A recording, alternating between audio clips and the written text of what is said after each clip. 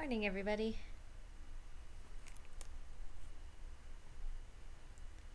Let me turn on some music, see if it's good volume. Should be.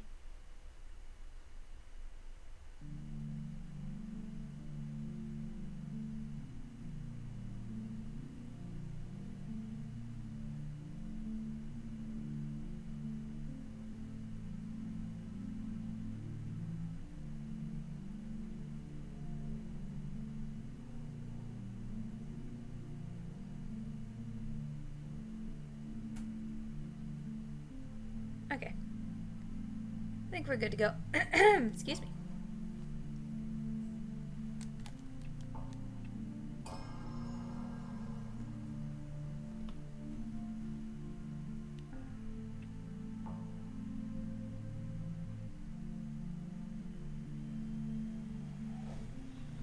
So, of course, as per usual, we're setting this up again so that we can start from the correct spot. Technically, you don't have to start from this spot, but for the sake of consistency among all runners, I'll just start this way.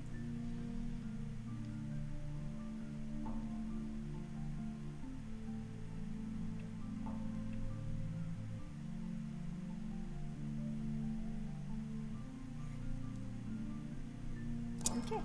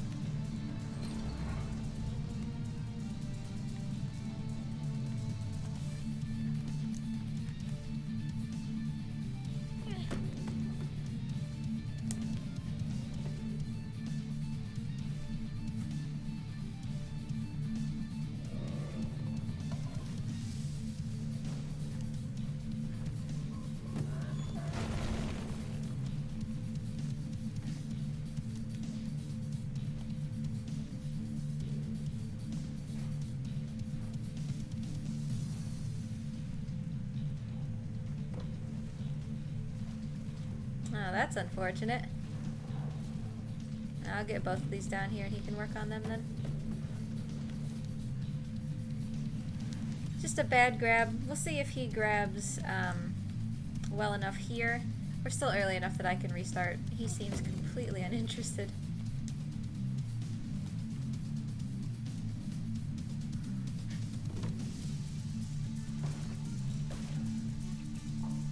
We'll just restart.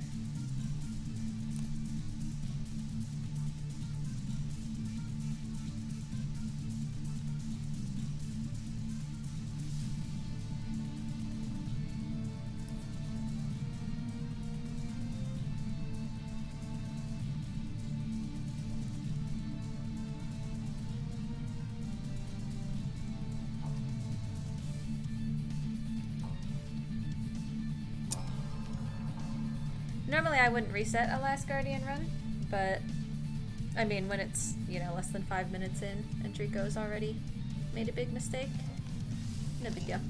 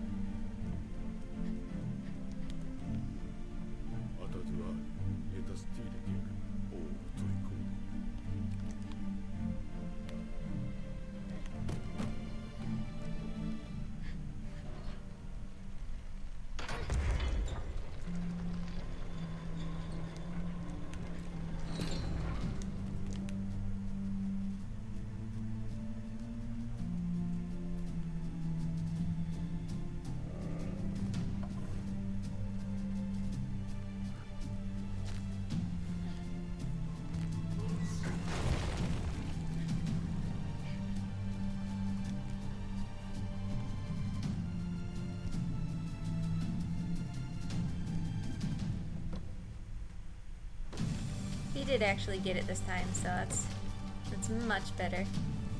It's been quite a while since we've had him sort of drop a barrel in mid-eat.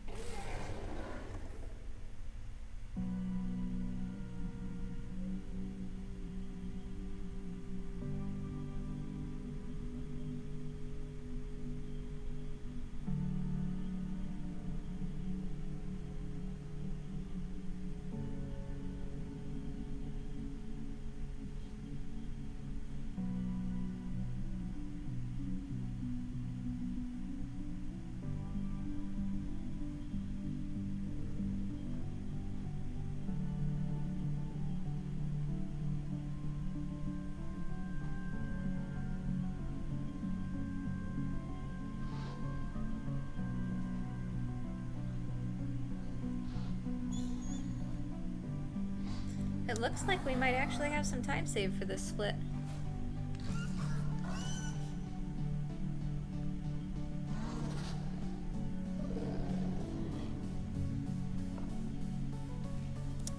Alright. Treecko did well that time.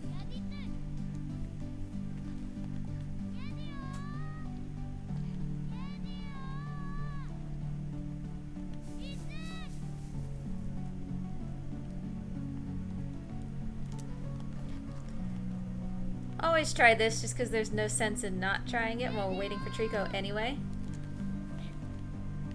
But of course we are racing against a split where we did get it, so.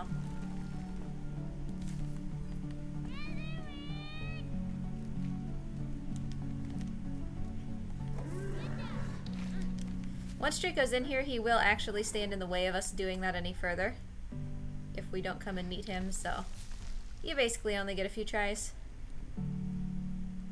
Move your big ol' head, dude.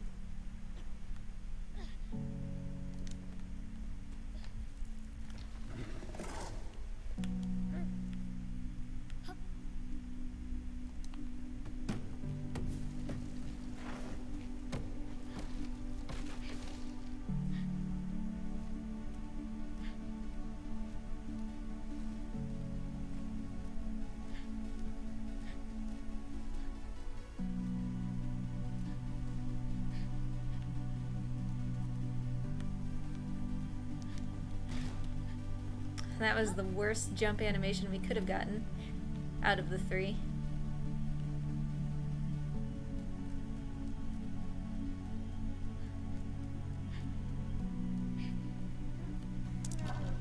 And yet somehow we still saved time.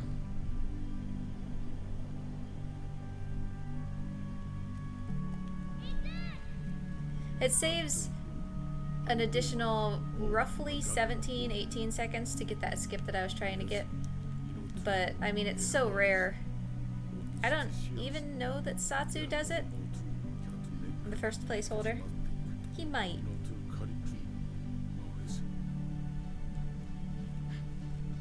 But he's also the type that's, like, super willing to reset.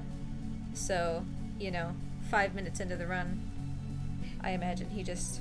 If he does get it, he probably just did it by resetting over and over until he had a run that it happened. Which, I mean, that's a pretty significant time save, so I can't blame somebody for doing that.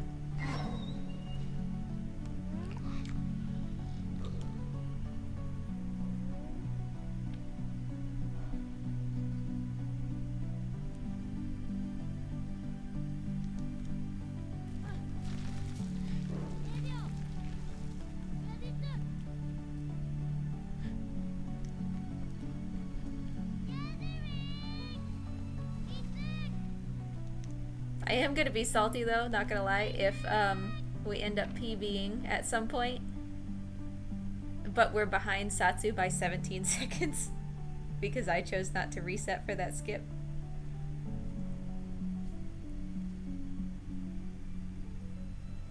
It's just more excuse to play The Last Guardian.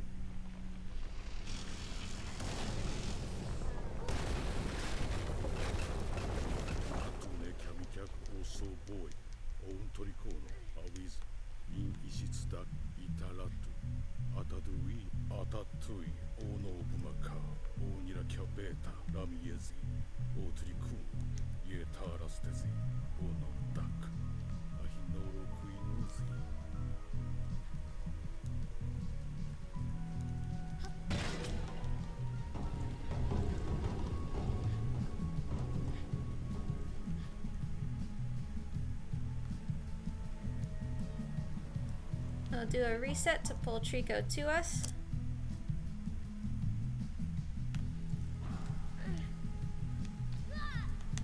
Very nice.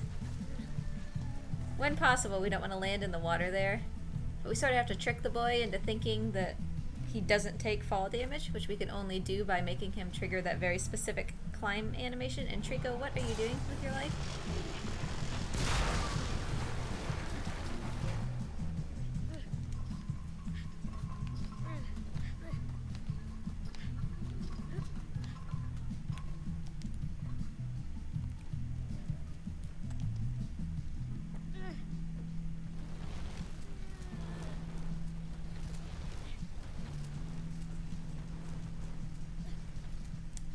So there's a couple times throughout that we're going to use that same strategy of getting the boy to land on something in a way that he thinks he's climbing up it instead of landing down on it in order to negate fall damage. Because otherwise he'll break his leg and you have to sort of hobble around for a while.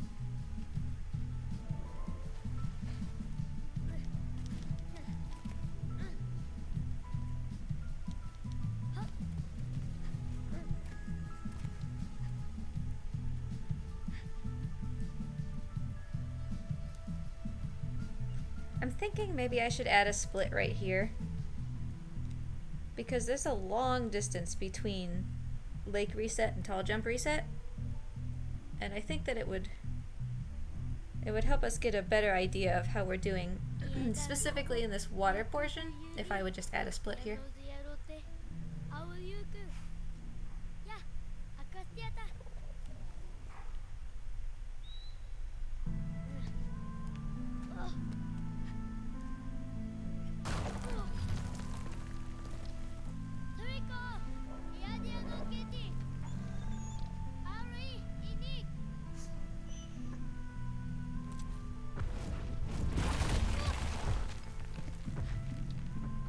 I don't have to run after Treecko, but I always do. It feels wrong to just stand in a place in a speedrun.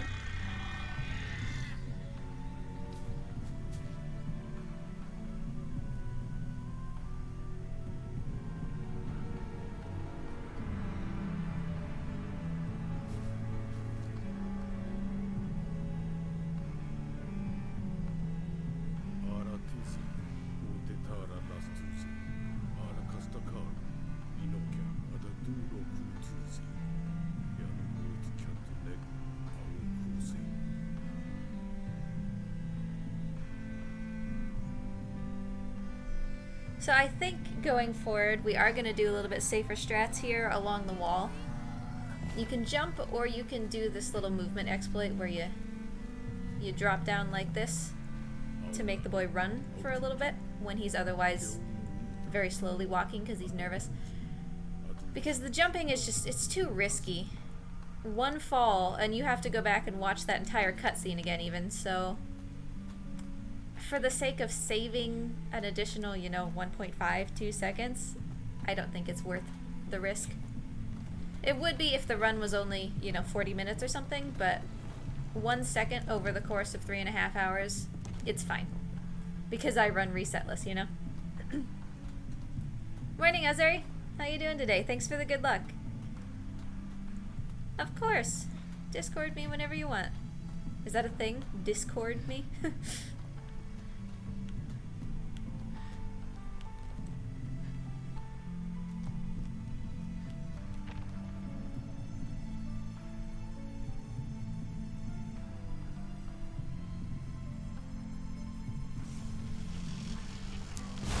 Treecko is slow on the uptake for his tail today.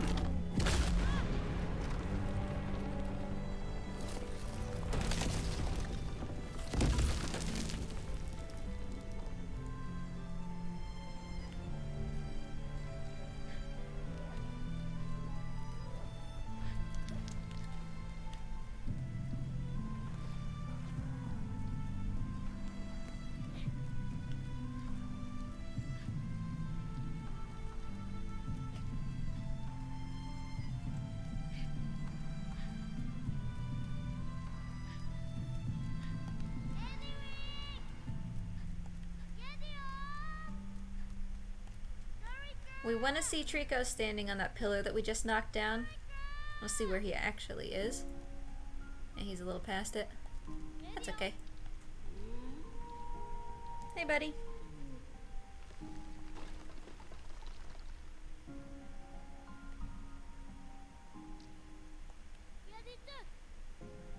Takes just a little bit longer for him to, you know, walk back to that pillar. If he's not already standing on it, so. He's coming.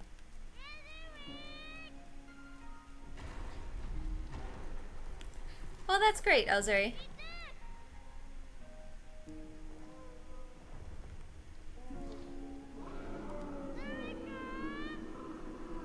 Treecko? What are you doing? Are you stuck?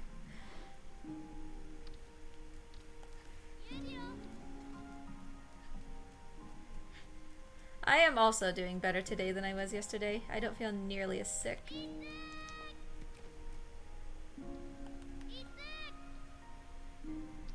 And I finally got some sleep last night instead of being up all night feeling like I'm gonna barf. I feel a lot better.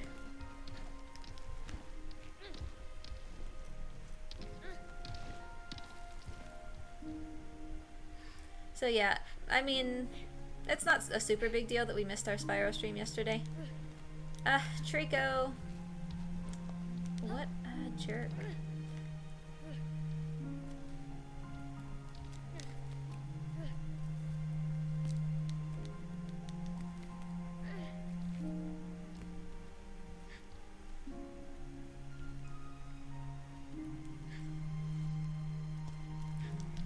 Time loss here is no big deal. It happens, there's really nothing we can do about it. It all depends on how long it takes Treecko to jump up to us, which this time took, you know, a bit longer than it has previously, so no big deal. Yesterday though, I was running some practice of this, and I found 2 specific new strategies that I think, honestly, are gonna be a huge difference. The main one is that I found a much more reliable way to do the White Tower skip, which, if you have been watching The Last Guardian repeatedly, you'll know that we don't even usually attempt White Tower because it's so risky and so hard. Like, you can stand there doing it for 20 minutes and you don't get it. I did it, I want to say 9 or 10 times over the span of about 15 minutes last night. That is huge. It's a riskier fail if you do fail because you have to go further down the bridge in order to get to the spot where you do it. That spot that we found in our exploit hunt, actually. But if we can get that, that's an automatic, depends, 3 to 5 minute time save. So I'm super stoked about that. Don't turn around, Treecko. Yep, keep walking, buddy. Yeah, go get some sleep, Azuri. See you later. So we found that more reliable way to do White Tower, which I'm super stoked about. And we'll do that later in the run. Even if we are ahead, I will try it. Because normally, you know, if I was ahead at that point, I would skip White Tower because of how risky it is, but I think that this way is much more consistent. We still might fail once or twice, but it's, you know, still way better than not doing it at all. And also, there's a new strategy for the second half of the cage puzzle. Everybody knows my love for the cage puzzle. That makes that a bit more consistent as well. So things should be shaping up.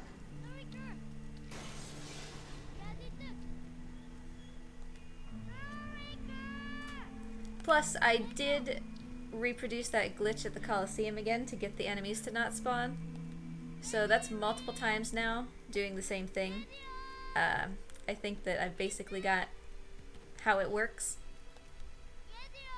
I mean, a glitch is a glitch. It might not always work, because it's a genuine, like, game glitch. The game just sort of freaks out.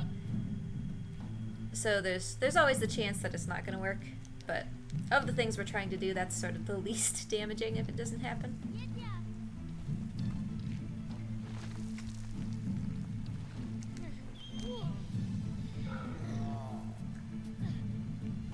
Treecko, can you get your head out of the way? Dude, move your head. Move your head.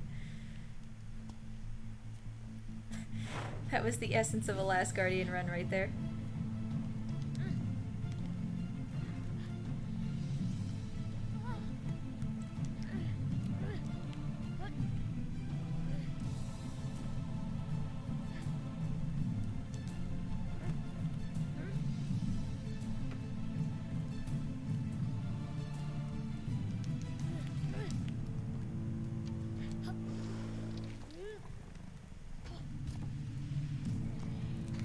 And yet, somehow we're going to save time here? Whatever you say. You know, I almost wonder if I took a death before open gate in my PB, and that's why we saved time. Not like I'm gonna complain.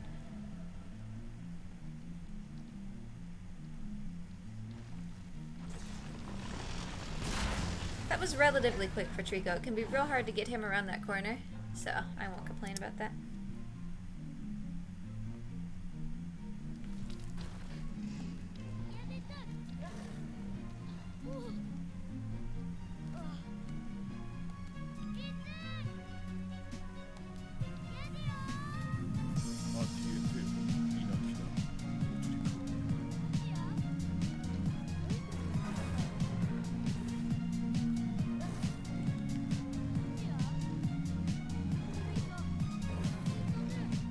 This was a pretty quick trigger into the cage as well.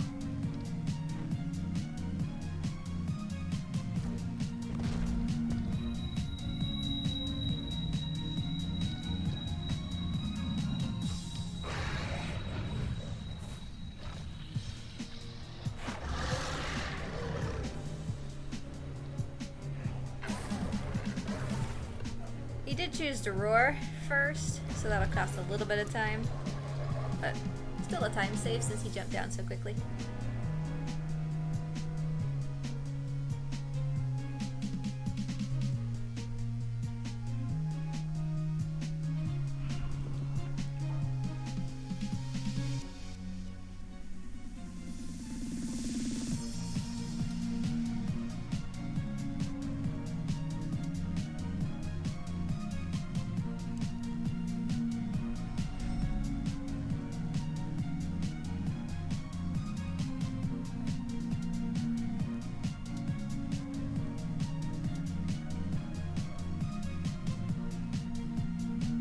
So we've got a couple more tattoos now that he's barfed us out again, and we've also lost the mirror, thank goodness.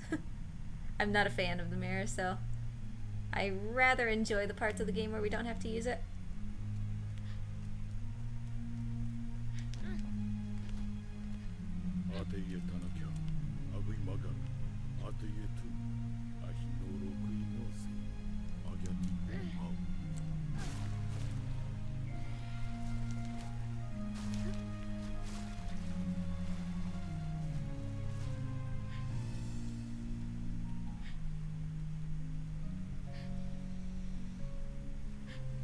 So this next bit, right? Notorious is a very hard skip. Not a super big deal if we don't get it, but it really does save some nice time to get it. These armor guys that are above me, we're about to look at them here in a second. There's 4 of them. Actually, there might be 6. No, there's 4. There are a number of guards above me. And they're gonna come to life here shortly. And Treecko hates them, but more than anything, he hates their hats, like their helmets. So I'm gonna use Treecko's hatred of those helmets to try to put Treecko in a specific spot by carrying the helmet to where I want it. The problem is that we get those helmets by Treecko fighting the guards and, you know, blasting them apart with his claws. But he's fighting them on a bridge, so it's definitely possible, and in fact super easy, for Treecko to just knock all of them off of the bridge, and then, you know, I don't have a helmet. So it's definitely RNG, but we'll just work with it as best we can.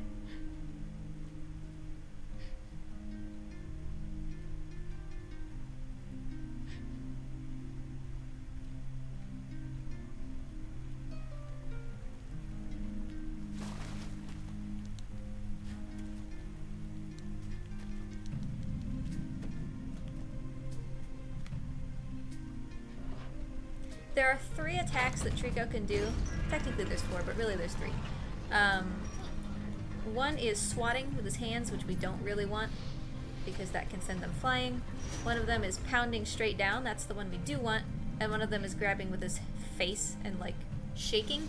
That's another one that sends their helmets flying, so we don't really want that one.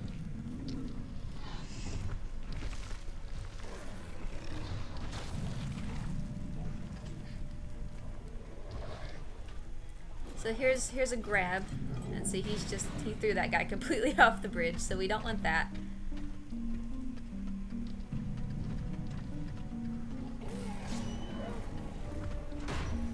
That guy went down straight on the bridge, so that's great. And this guy, I definitely have access to his helmet, so awesome.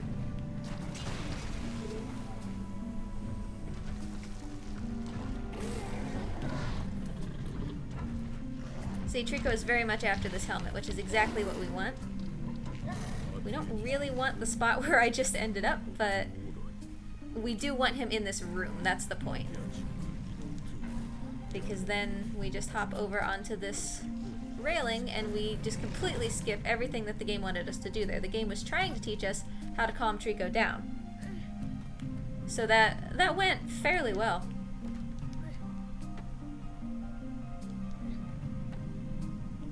Because the game is trying to teach you, hey, when Treecko gets upset after he's fighting, you're supposed to calm him down, and you can do that by petting him.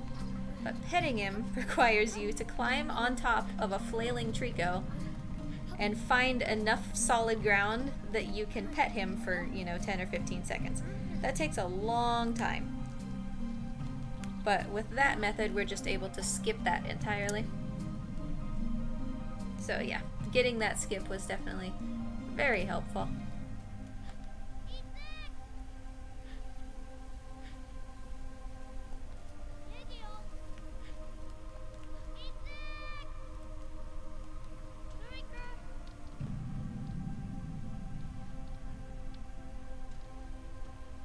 And thankfully that's the only time in the game where the game requires you to pet Treecko to calm him, because it's just trying to teach you what to do. After that, you can actually calm Treecko just by calling him repeatedly, and so we'll be using that from time to time.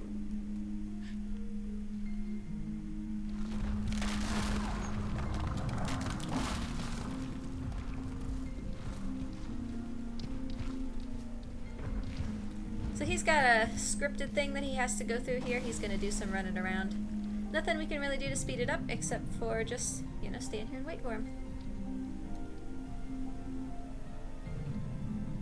He's gonna run one more time. He seems to do this a bit faster when I'm not on him, which is why I'm waiting to climb him. And he's just really being a jerk about it.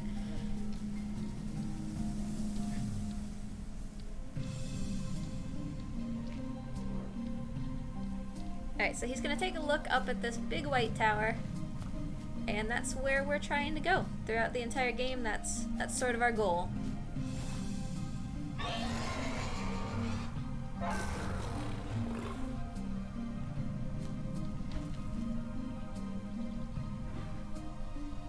Alright, so he's had his look at the tower.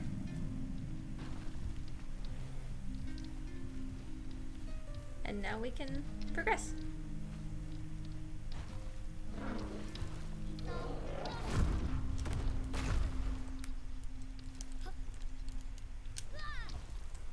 It's fine. We would like to land on the roof there, but it's very, very difficult. And just straight up dive bombing off of Treecko is still faster than just waiting for Treecko to come down of his own accord.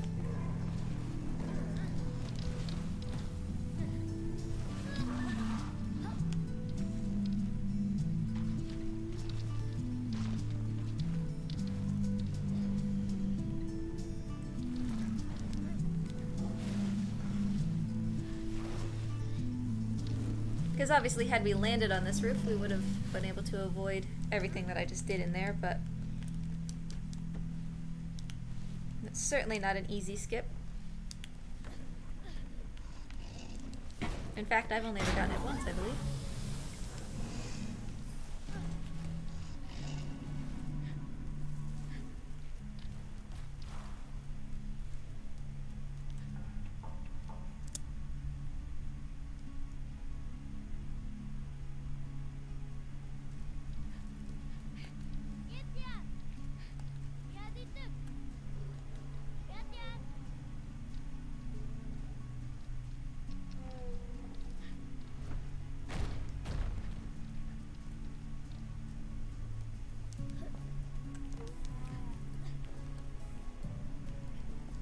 Now, I don't remember if it was in our PB or if it was just in our last run. One time, we did get left behind by Treecko here, pretty recently. And that's going to eat up all of our time save if that happens again. So let's do our best to not make that happen. It's because this area is really super skinny. And the boy can get stuck on like the sides of walls and stuff, and then if Treecko goes while the boy is stuck, the boy will just sort of stay behind. Looks like we're good. Mostly because the boy is just failing to exist outside of Treecko. As you do. Alright, fantastic. So Treecko's gonna jump down here into another scripted event. Where he's gonna clean himself off a little bit. So again, we'll just wait and enjoy our Treecko buddy.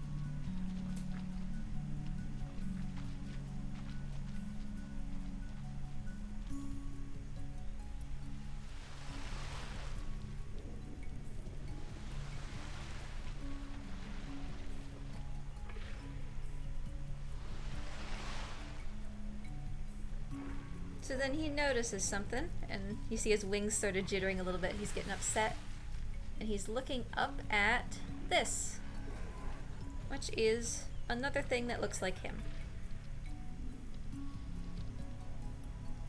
So the one up there, she's gonna head off and vanish from our view.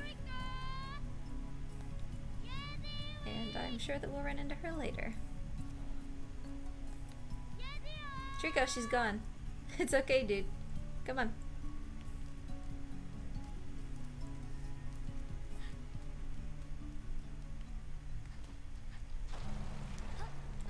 technically, you don't have to look at her, and so the game kind of assumes that you didn't notice what Treecko was upset at later. And so later it will, like, distinctly tell you, I wonder if there's another one.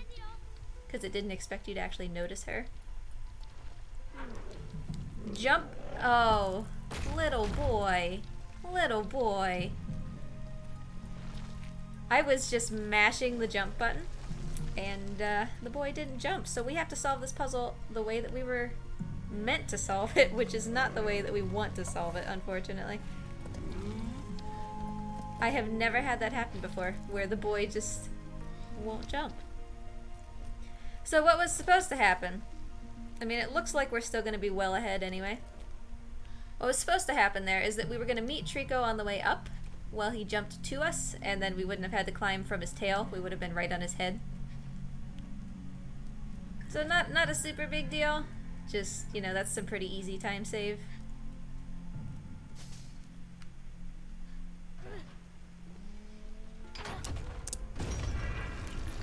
I mean, we could have saved another 15 seconds probably.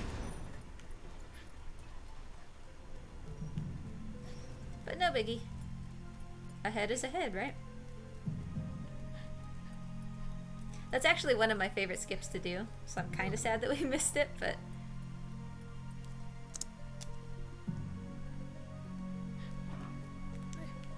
This can get a little yucky. We'll see how this ends up going. We really need to get up on Treecko as soon as we can.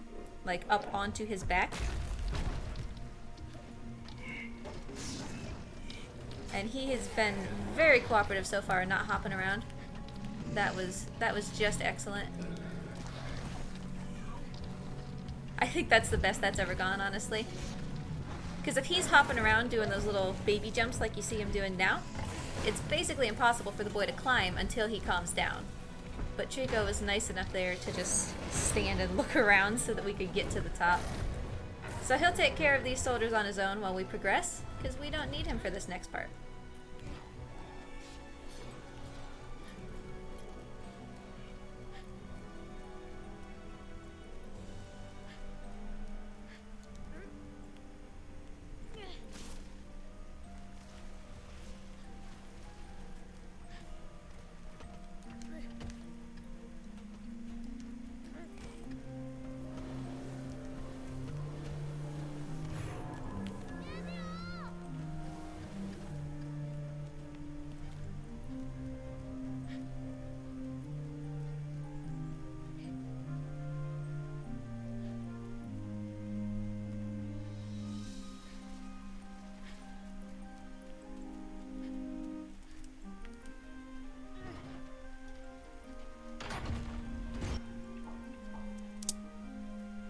Assuming that reset works, that was a pretty solid skip, yeah. That one can be a little bit finicky. Some resets in this game are a little picky about whether or not the checkpoint has triggered, so... And that was also good RNG with those soldiers. Sometimes they can line up in such a way that you can't get past them, so that was very nice.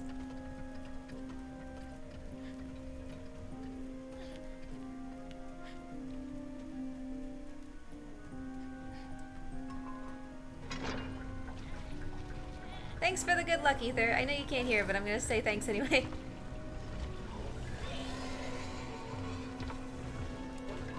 Treecko looks like he's being a little bit pacifist here, which is really not what we want to see. See, he's not fighting at all. Come on, buddy. You gotta fight. Things like that definitely impact the run, you know, if Treecko turns pacifist, which he just sort of does randomly. It's more likely later in the game that he'll do it, but we'll see how he's handling these guys. I see pieces flying, so that's promising. Good job, Treecko. Are they all dead? Hey, buddy. You look kind of stuck. You stuck? Treecko. Alright, alright. Alright, unstuck. There you go. Come on, buddy. Now we want to see a little cutscene of him zooming down this hallway. We don't want to do the slow walk, but we'll see how he treats this. Looks like we're getting the slow walk.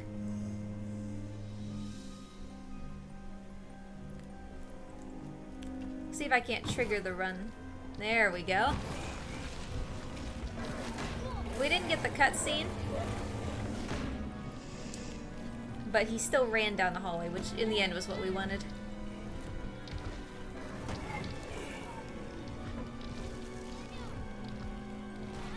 So Treecko was having a bit of a rough time there. Normally we would reset, but for right now, I'm just gonna calm Treecko down here and get him to follow, because Treecko was behaving weirdly. I think that the reset might behave weirdly as well, and that's a huge time loss if that reset doesn't work, so I'll just sacrifice a little bit of time now in order to make sure that we're at the next checkpoint.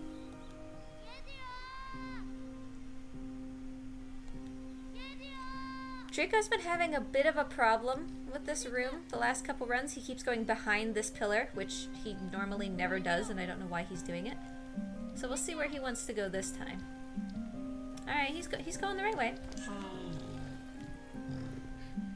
Now we're going to use the petting function to solve this puzzle and hopefully get this skip. If we pet Treecko, he'll sit down. And so I'm gonna be petting Treecko on his head, see, to get him to sit down. And that will help him to put his head exactly where I need it to get up onto this pillar. Now I need him to actually move his head though. Alright. And so we were able to skip this entire section where the game tries to teach us about how to give Treecko commands. Now we have more control of Treecko.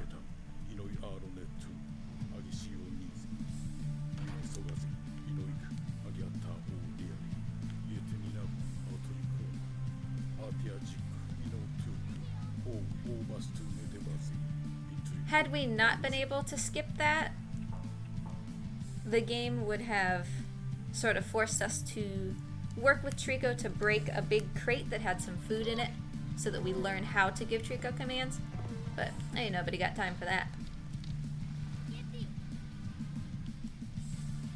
So you see, now I can directly point, I can tell Treecko what to do, and that's going to speed up a lot of Treecko puzzles.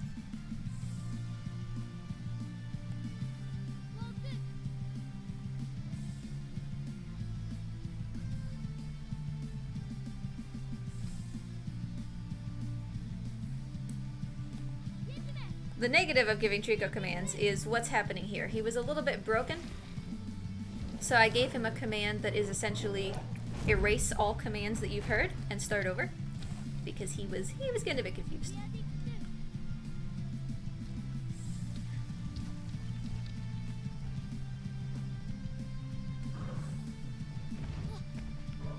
Whoa.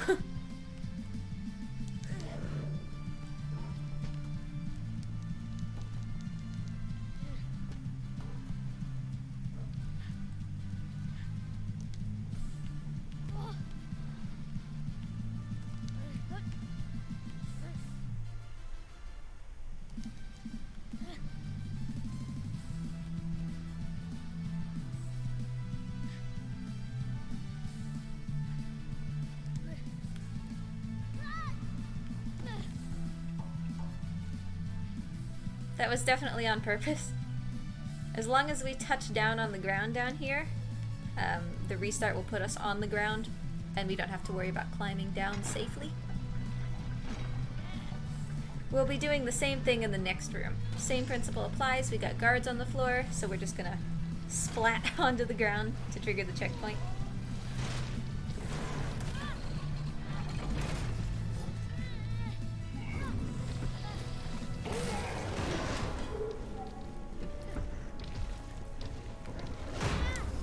We always want to see Treecko explode the guards instead of just tap them onto the ground. So anytime that you see Treecko knock somebody to the ground without killing them, that's basically a little bit of time loss. because either he has to go after them again or I have to pull their helmet off.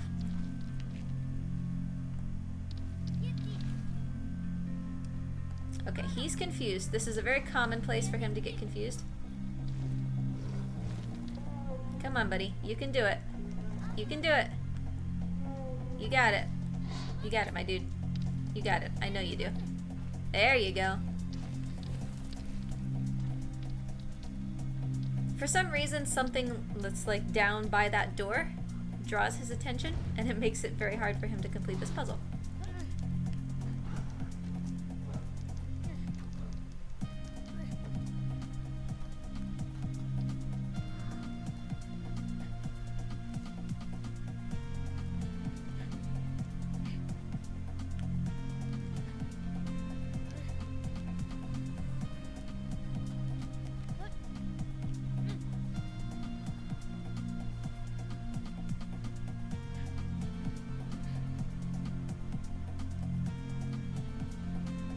So again, we're just gonna hop off the top here and splat onto the ground to trigger the checkpoint. Normally that would be just a catastrophic thing to do because it's gonna cause the boy's leg to be broken, and walking that off takes a long time.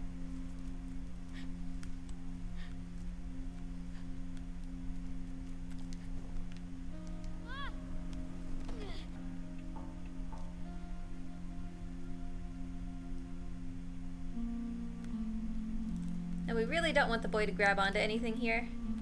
He grabbed, of course. No big deal. It's just, it makes timing this a little bit harder. Because this guy up above, you don't want to be in their lights or they're going to wake up. And you can see that his light is right there. Just because it vanished there doesn't actually mean it's gone. So we need to be very careful. See, it comes back there. We need to be very careful about when we come up to the top. And grabbing onto that sort of throws off, you know, muscle memory and mental timing for when it's safe to come up.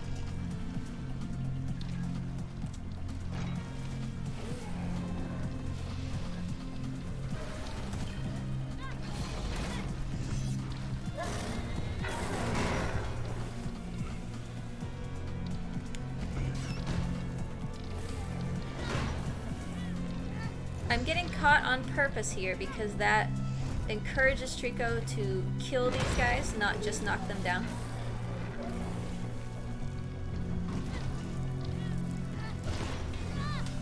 Like, Treecko will do basically anything to save me. So if I can get caught, then that's gonna help.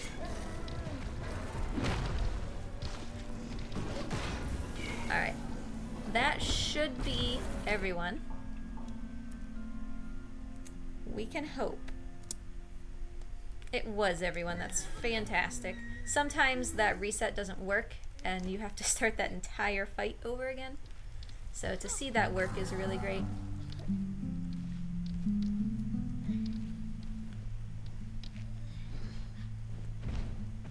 And Treecko did understand this command right away, which is also great.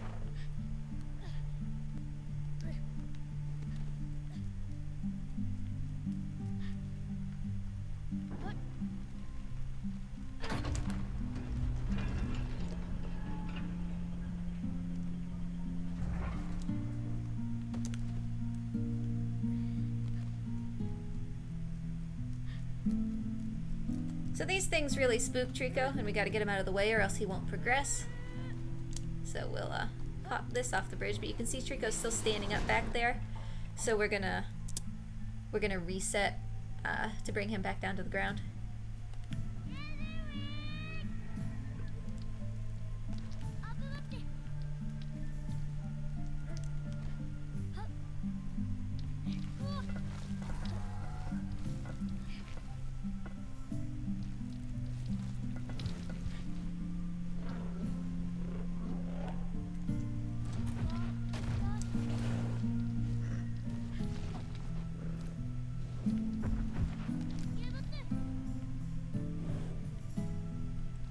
Now while Treecko is solving this next jump, I'm going to take these spears out. Because later, how many spears Treecko has in him, if any, is going to influence whether we can go on. And at that point, we really don't want to be removing spears if we can help it. So we're gonna try to keep that managed as we go.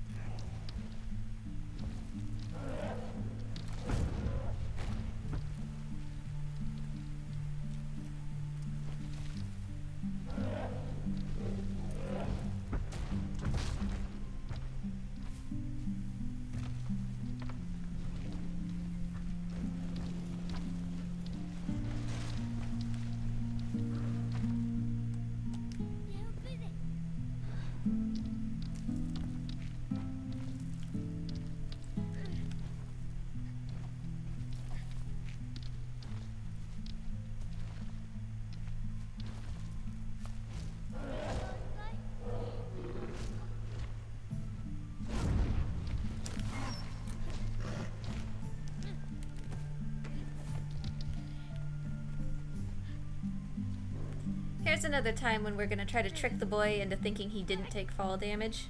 See if we can get this to work. Yeah. Anytime we can trigger that climbing up animation, it's gonna negate any of the fall that he took.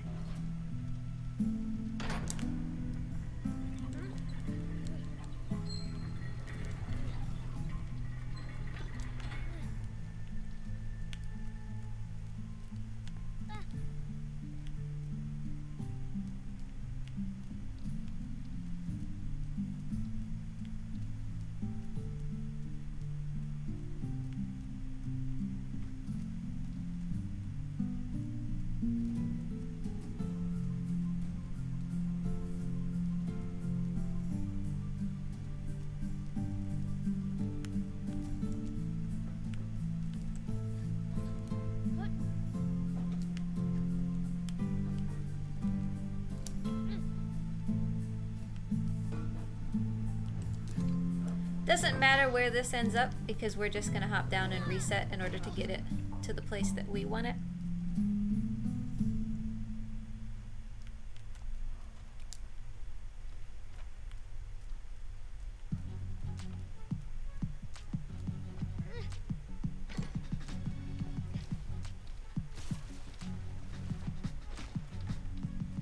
So now it's just a waiting game, seeing how quickly Treecko can do some of these tasks.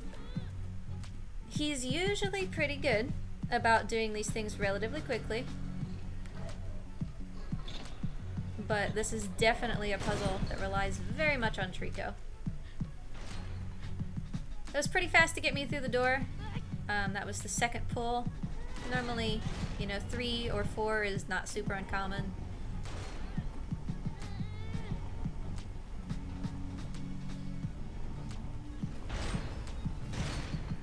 So we're gonna push this thing onto the ground and then wait for a big pull from Treecko. And there's nothing I can do to make him do that big pull. We just have to wait. Like I said, he's been doing pretty good lately about it, so.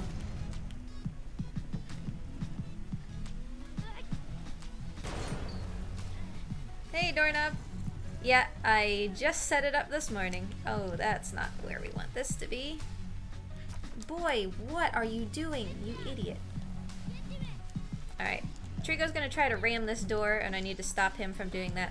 Stop, Treecko. Alright.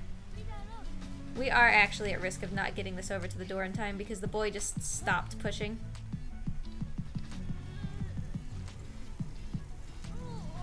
Alright. Mini crisis averted, I think.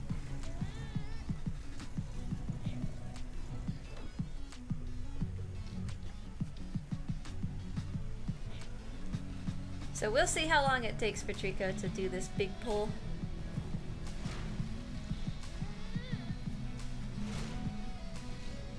There it is. That was pretty quick. Way to go, buddy.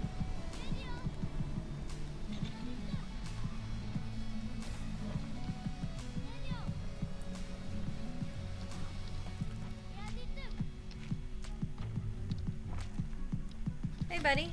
Are you actually ready to go? No, of course not. He always sniffs this. So I just need to sort of try to get his attention as much as I can. He can get stuck here sometimes for upwards of a minute.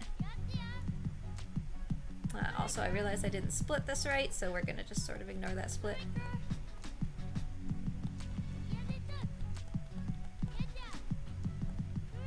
See, sometimes we can get him off of this just immediately, and sometimes he does this.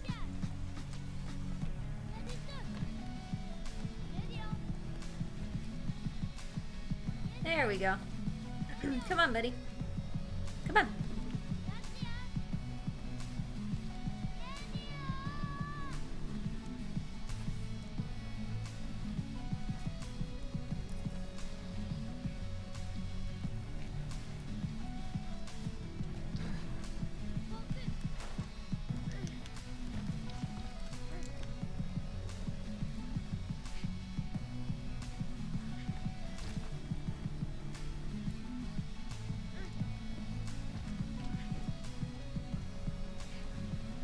Our furnace exploded, doorknob, so I feel you there.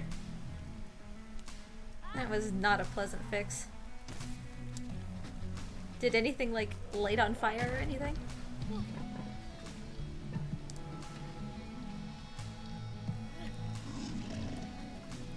This little boy, I tell you what, pick this up.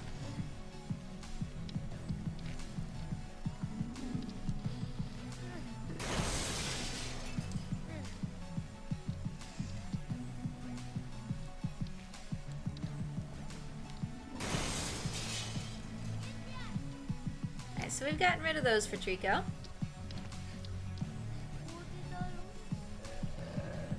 And now we just need to get his attention away from them. Just like that little axle back there, it can sometimes be hard to get him to focus on other things.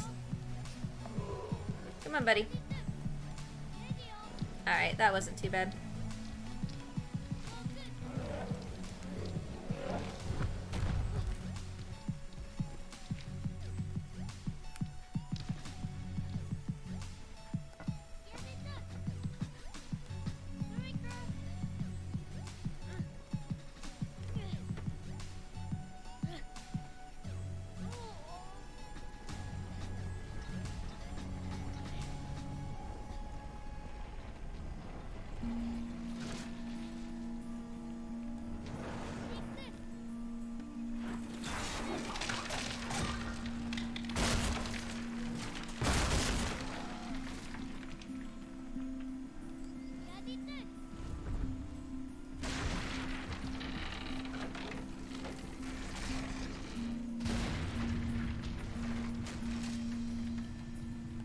Treecko, don't leave without me, my man.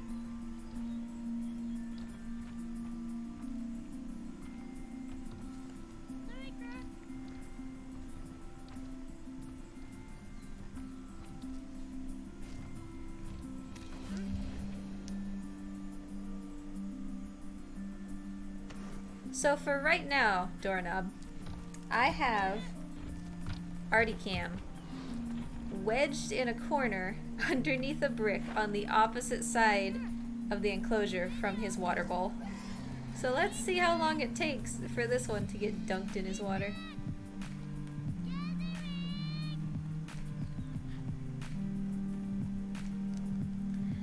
By the way, I do expect a smidge of time loss on this split, just because of how long it took Treecko to get his attention off of that axle.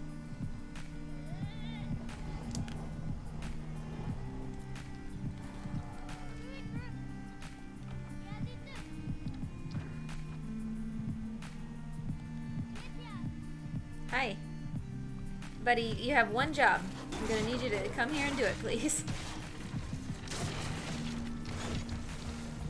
You cool?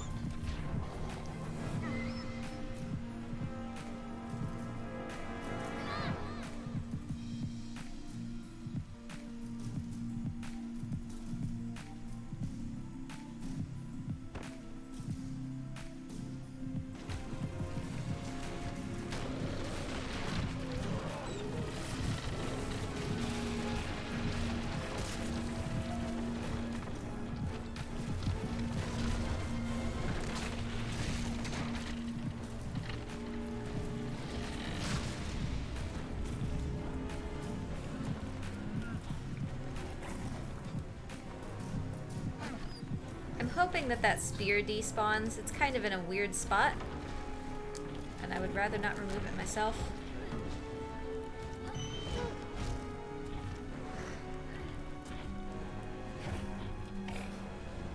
We gotta make our way down his back and between his shoulders so that we're ready for this cutscene.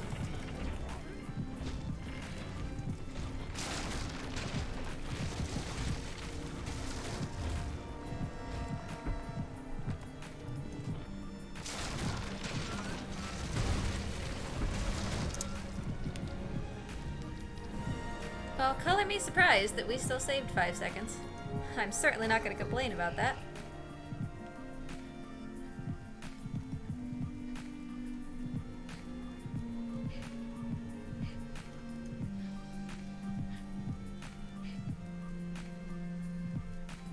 Now we'll do a reset here because that guy in the distance with the spear will draw his sword if Treecko is not with me. But Treecko is with me now because I reset. So he will focus on Treecko and get out of my way.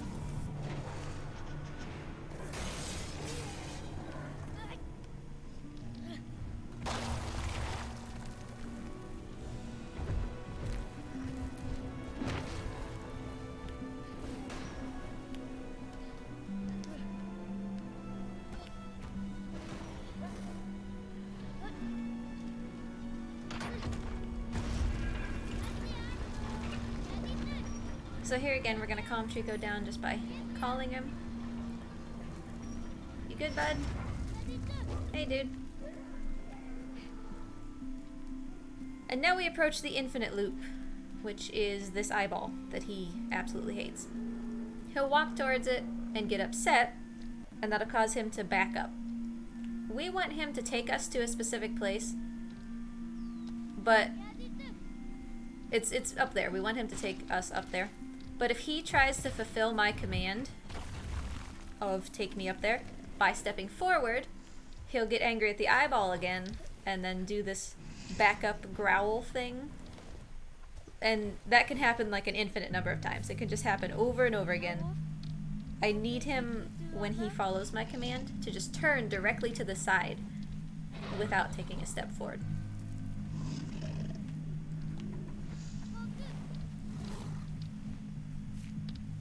So I need him to just pivot here, which he did do, so way to go, buddy.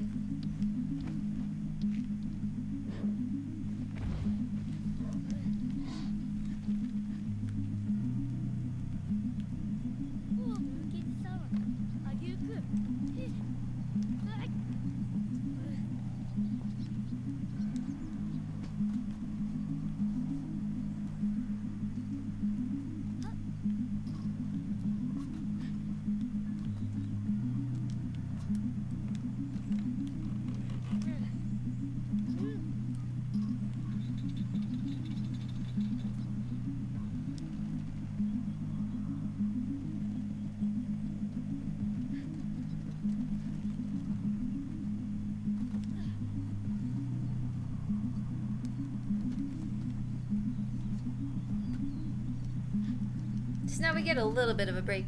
This puzzle is pretty consistent.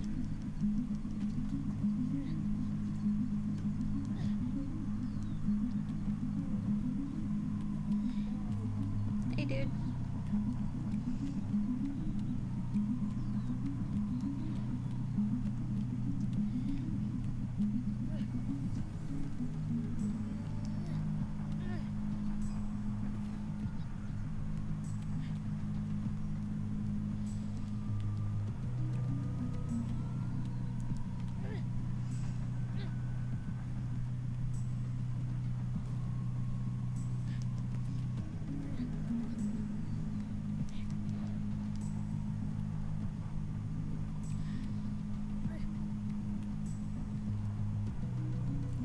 You know, I almost wonder, and it's, oh geez, certainly not something that I would test right now. I almost wonder if from the other side of this mirror I could have turned around and jumped onto this, gotten the boy to grab it. I think it's too far, but that might be something worth checking out.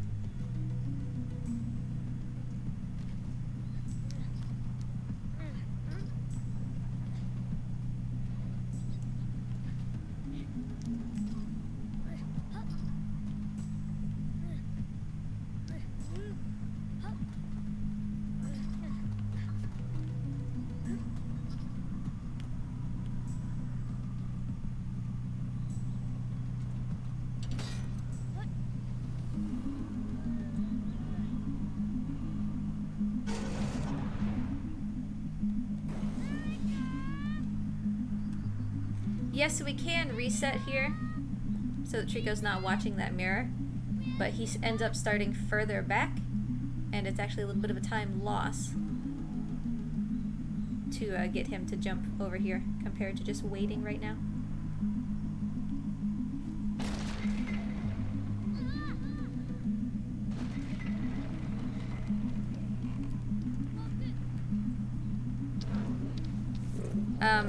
We saved quite a bit of time there. I'm just not going to split it because I didn't split it right when the eye fell, so that would have been sort of an inaccurate split.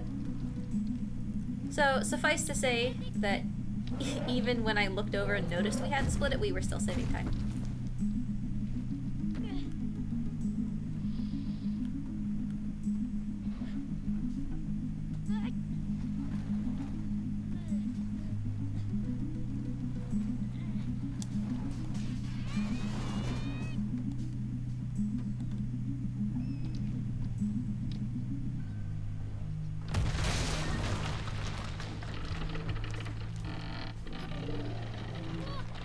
Not want to be right where I am. Okay, his belly is better. I'm not in control during a cutscene, and you can still fall off during a cutscene, so this is not where I want to be, but I'm still with him, so...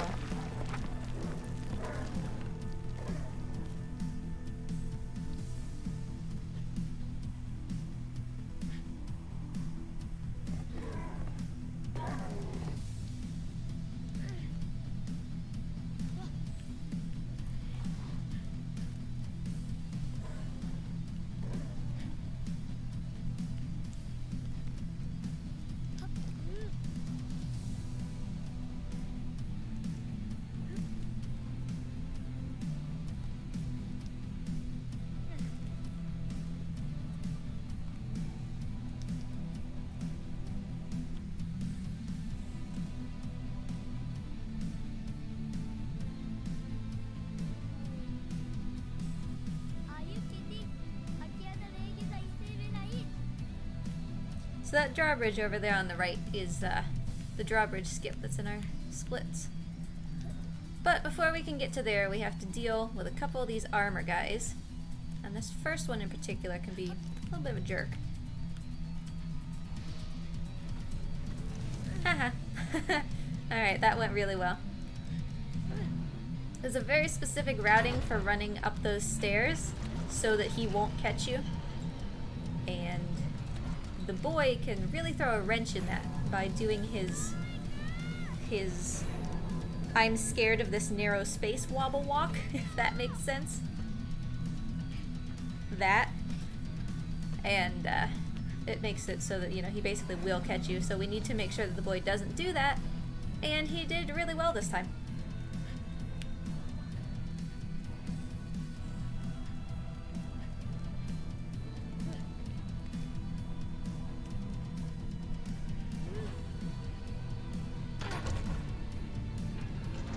We've got one more guy up here that we need to get past. It's going to be one of the only times in the run where we use any movement besides jumping or running. We're going to use what's supposed to be a shove, but we're going to use it as a dodge.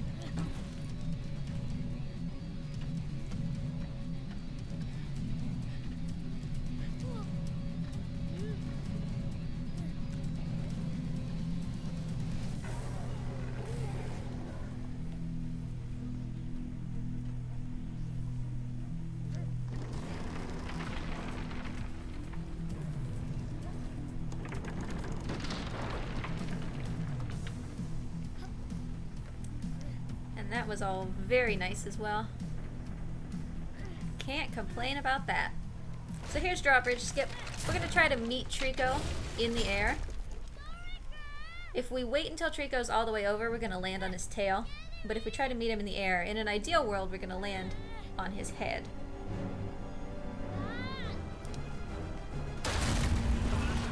And that was lovely.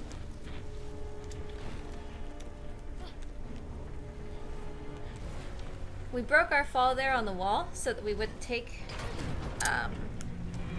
fall damage. And we're looking pretty lovely. I'm happy with this. If we can maintain this time save, we're gonna take second. We still have a lot of the game to do, but at this moment, if this time save was carried through to the end, then we would move a place.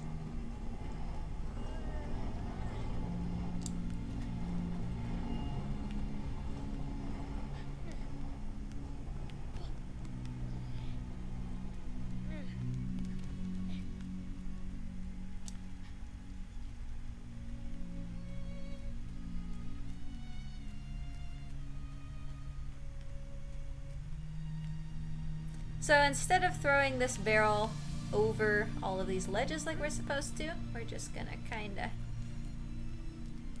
try to pop ourselves up here like that. That was relatively quick. There's just one little pixel in there that the boy is like, I guess I can walk on this. And so we just have to find it.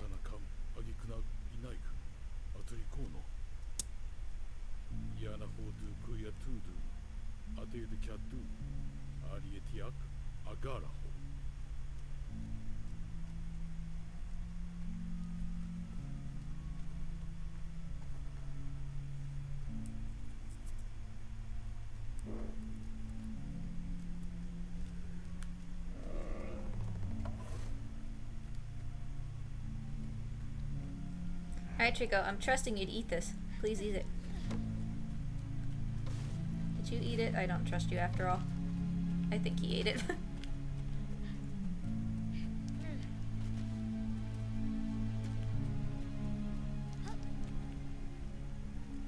Hey Pat, how you doing?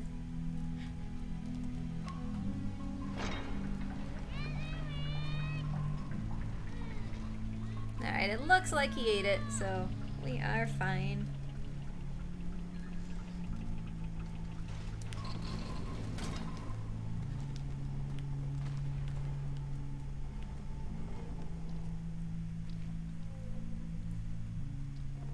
Oh, little boy.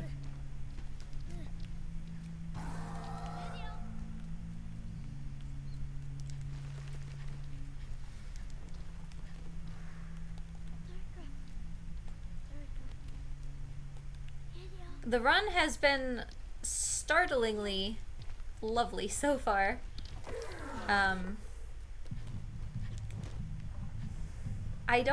Treecko is doing well today, which is obviously a big part of it. I think as of right now he's just a smidge confused. Alright, looks like we sorted out that confusion. I hope.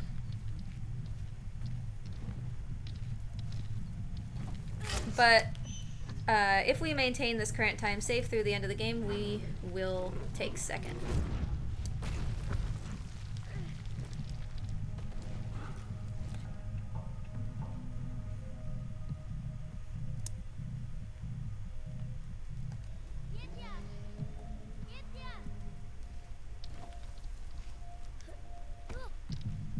And yesterday I was doing some practice, and both the cage puzzle and, more importantly, the white tower skip, I found new strats for. So that's going to be a huge deal. Like, just white tower skip, making it much more consistent with this new method that I found. You know, that's like a 3 to 4 minute time save, 6 minutes in the best case scenario. And if we're saving time on the white tower skip, if we're getting a good cage puzzle, and we're getting a good final soldiers at the end of the game, that is very quickly drawing us in contention for first. Which, honestly, I never really intended to try for. Because if I take first place, then, you know, what's the point of continuing to run The Last Guardian? So I was like, oh, I'll just take second, you know?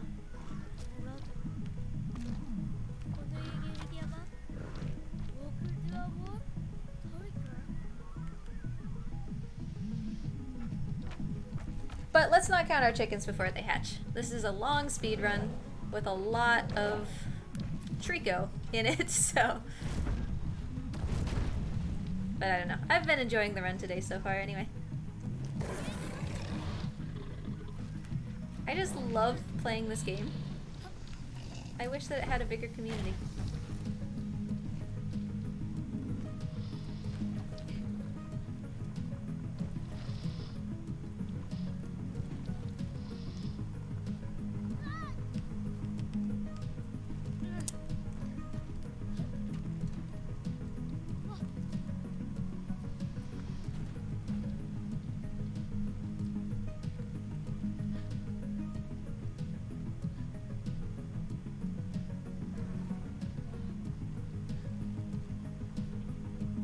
Not really too much we can do to make this whole section go faster.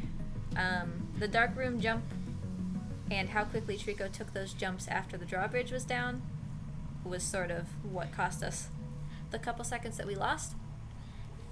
So we will maintain that loss for a little while.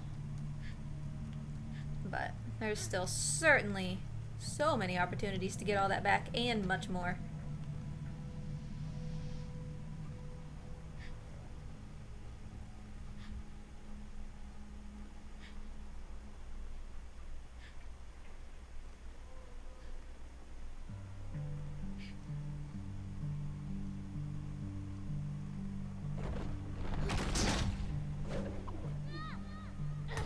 Because, I mean, if you think about it, right? We're not even halfway through the game. It's a bit too early to be making endgame predictions about what's going to happen. Especially because time save and time loss gets more aggressive and more common in the end. I mean, that's great because at the end of the game, you know, suddenly, wow, I saved 2 minutes, you know? As opposed to, oh, I saved 12 seconds. So it's... kind of keeps the end of the game fun amid what ends up being much more stressful and difficult puzzles, because you know the potential for time save is much bigger. I'm really hopeful for White Tower.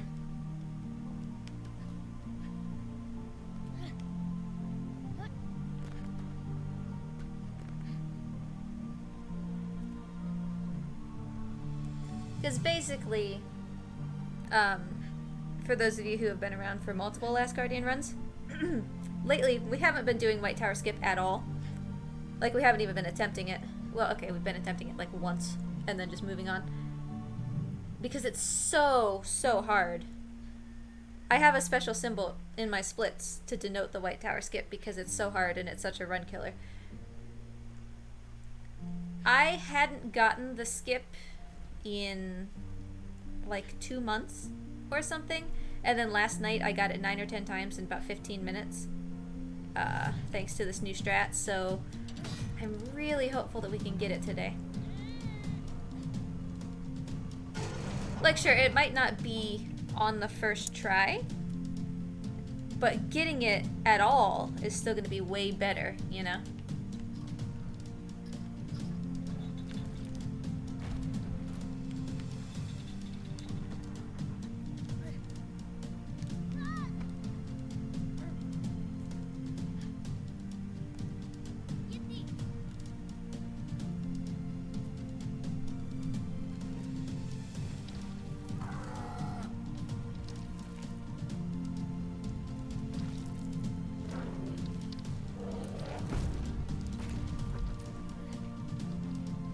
But yesterday, during practice, was actually kind of, oddly, for some reason, I don't know what it was, it was just kind of a breakthrough day.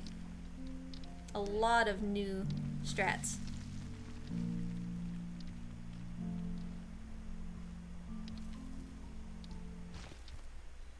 Because we have a new strat for the second half of Cage Puzzle as well, which Cage Puzzle is notorious for being a big time sink. And see, like that thing that I just did there where I was petting Treecko's head as he jumped, that's a new strat from yesterday as well. It helps the boy stay stabilized and doesn't, you know, prevents him from noodling around quite as much.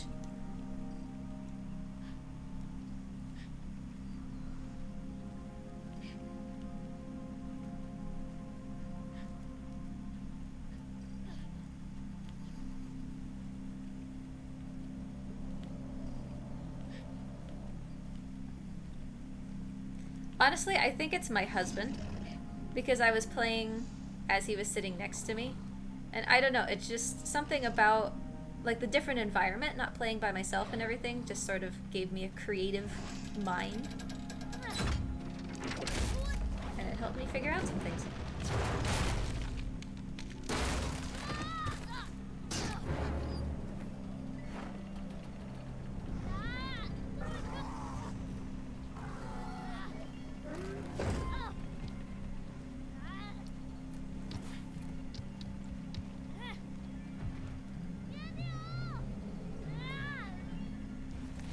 I realized that I didn't split eye drop, so whoops. We'll just go ahead and pass that up. Treecko buddy, you better grab me. You look a little slow.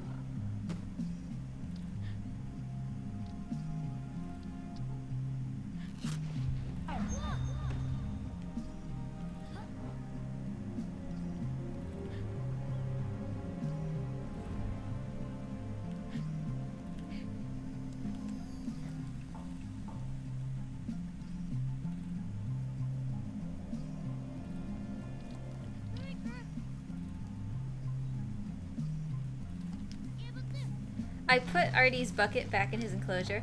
His bucket is like his favorite thing.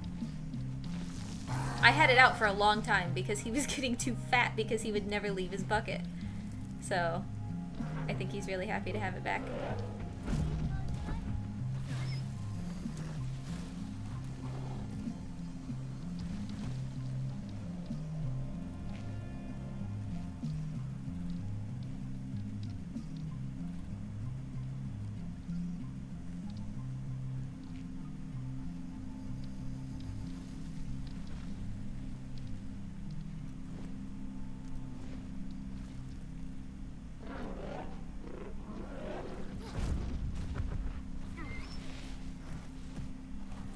I've sort of Pavloved myself at this point with the speedrun. I always get super hungry, like right now, because I always eat during the cutscene after this tower. So my brain just associates this tower with food.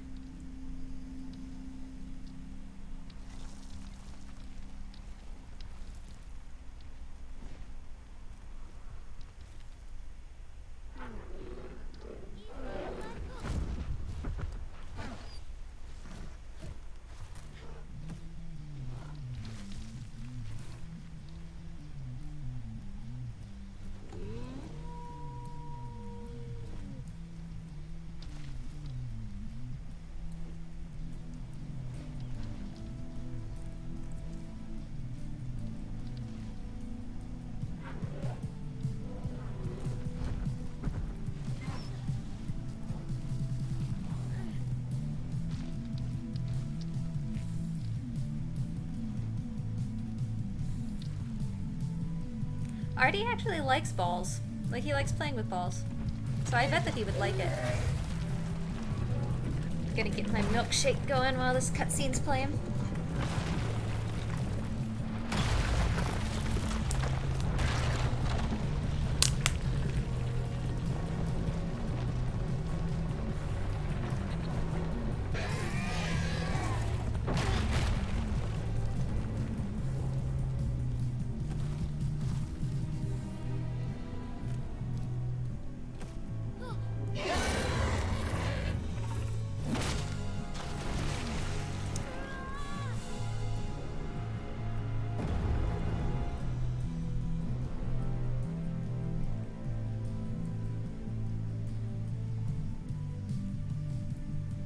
But yeah, Artie has like a little treat ball.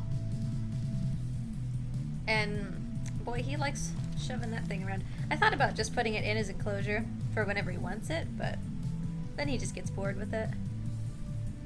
If you stick a worm inside that, oh boy. He looks like a fat little sausage, but he can go at like 15 miles an hour running if you put a worm in that ball.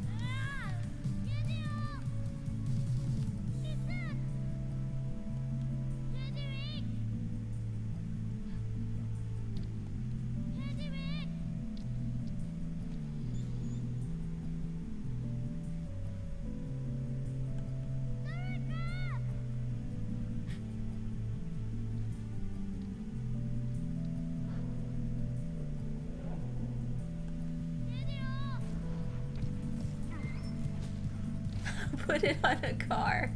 That's actually kind of a fantastic idea. Artie probably wouldn't like the noise of the car, but I bet Rafellos would love it. Rafellos the Tegu.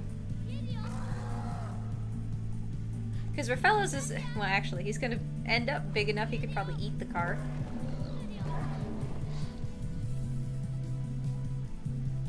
But Rafellos loves moving things. Like he will play with toys that move and stuff like that. I kind of really want to do that now.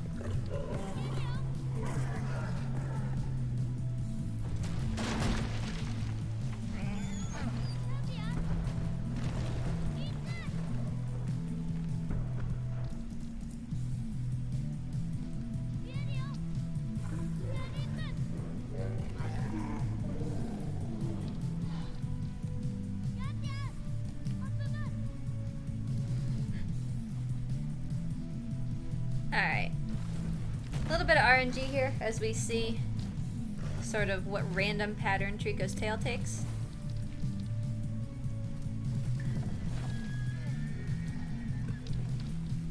And of course we'll see how Vine Skip treats us. It's been going pretty well lately.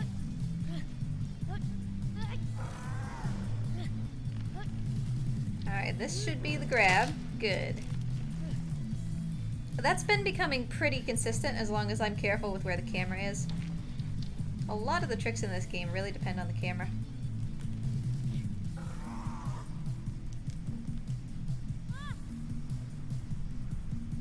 Awesome.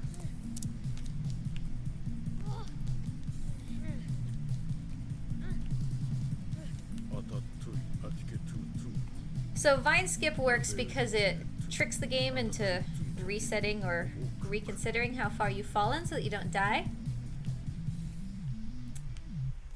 I rotated the camera a bit too fast there for barrel skip. I need to get the camera under control so that we can grab this pixel. There we go.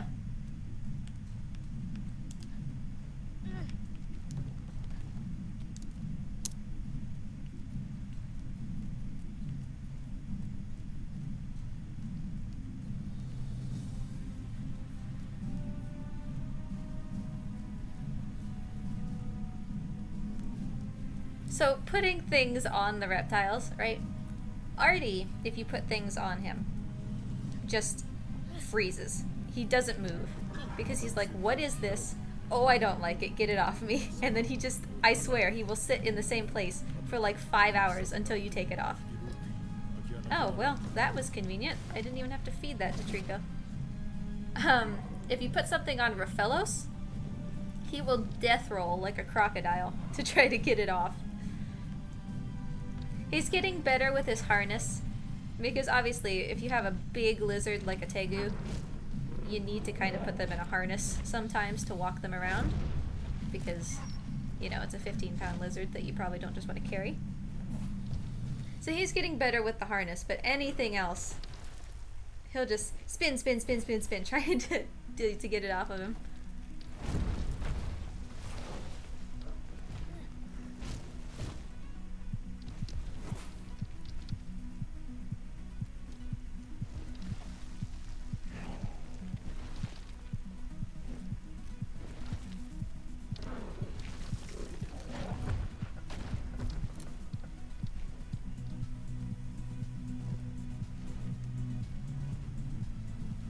Now Sam the boa. Obviously, he's not a lizard. He is the only reptile that I swear I could do literally anything to, and he would not care. I could make him a sweater out of a tube sock and just put it on him, and he'd be like, okay, I have a sweater now. That's nice.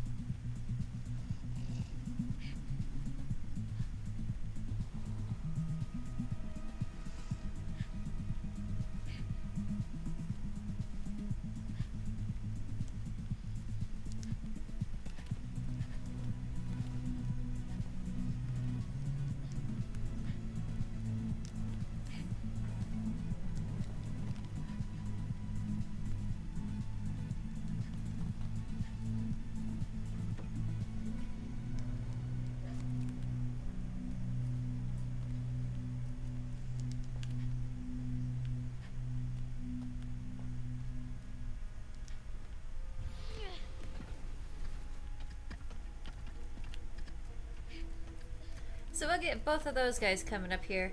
We need to be careful, this guy on the left. He's been such a jerk lately. He hasn't been dropping his shield when we charge into him. Drop it. Alright, fantastic. So now even if somebody picks it up again, it won't matter. The important thing is that they both got dropped. That's what causes treecko to come over. So.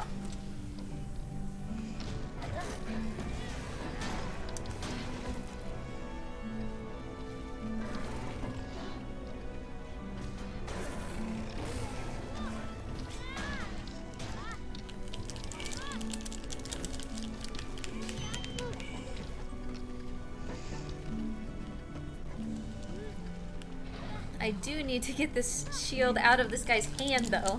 It does matter in the sense that treecko won't fight while this guy has the shield, but normally he breaks both the shields by landing on him. This is the first time in a long time that the shield has been allowed to continue to exist.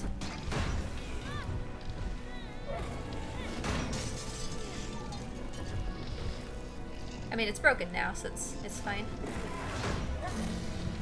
Smash him, treecko. Good job.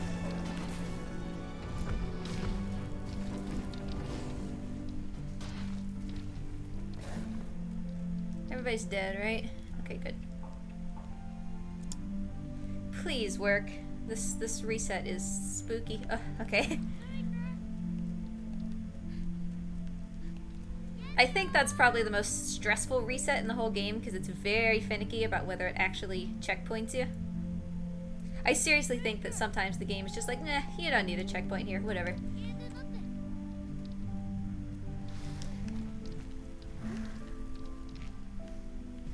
There was a lot of time save still left in there too, because normally, like I said, that mirror guy doesn't actually pick up the mirror again.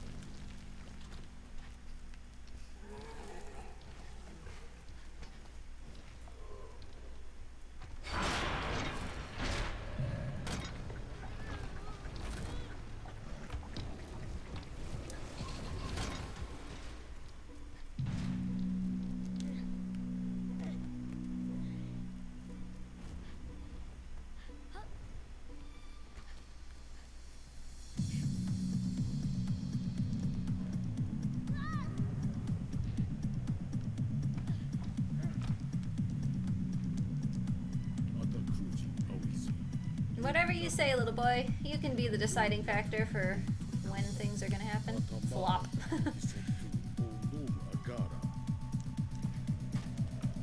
Oh, hey, little boy, just On the ground, please. That's all I wanted from the very beginning.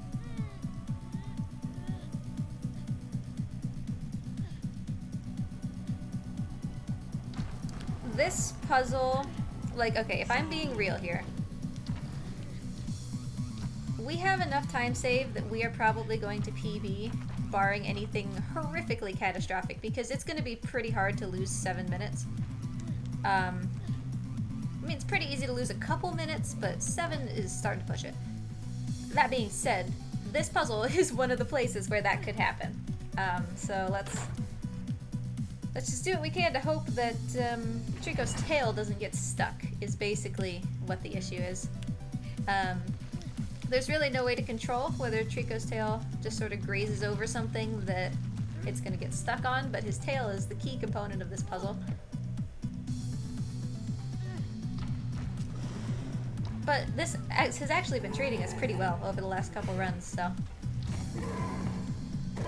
I'm rooting for time save.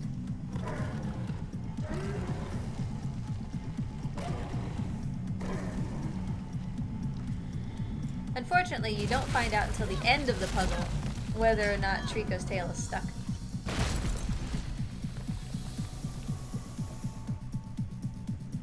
So let's see.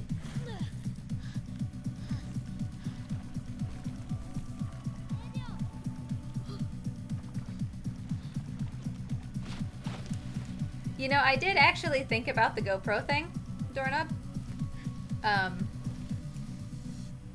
Because he walks in such a goofy way that I thought it would be funny to have a GoPro on him. And they're not really that heavy. Like, for a big lizard like him, it shouldn't be a big deal. It would be fun, wouldn't it?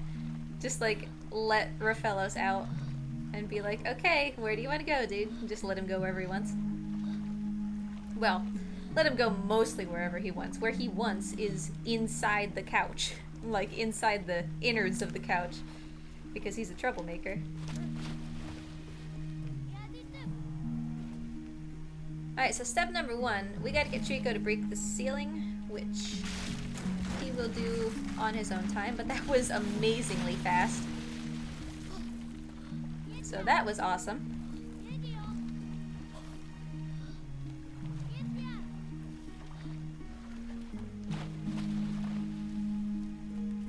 I was gonna have Rafellos on cam today, but he's shedding, so when he sheds, boy, because obviously he's trying to get his skin off, so he's walking around and rubbing against things and everything. He is everywhere, and for a stream where I kind of actually have to pay attention and not just do the camera,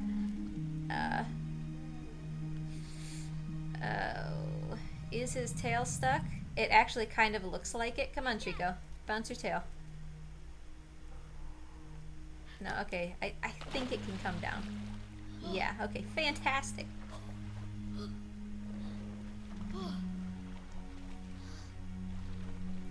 We should be set up for time save here. As long as he doesn't push me off of his tail, pulling me through here. Awesome.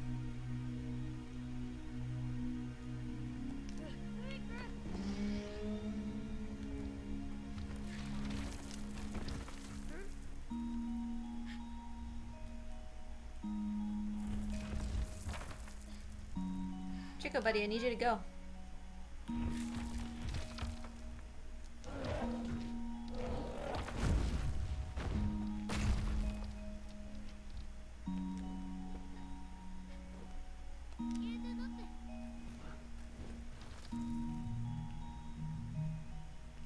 Now, this Coliseum jump, I've pretty consistently been getting the glitch that stops the enemies from spawning. So here's hoping that we can carry that through today.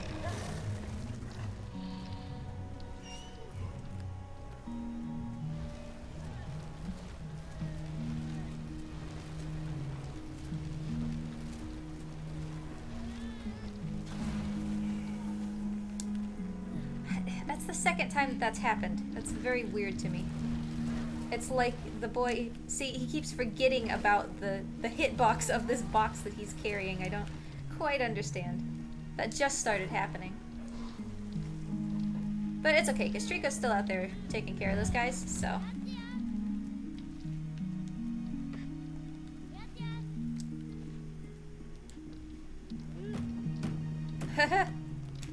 Okay. I mean, Treecko has this big long animation anyway, so it's fine that it's taking this long, because otherwise we would just be standing out there. Like, it ends up being the same anyway. It just feels worse, you know?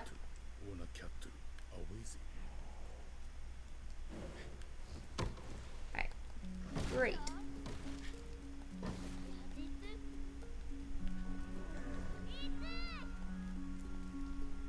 But yeah, as soon as it gets warm again, Doorknob, I have like a special outside tent for the reptiles.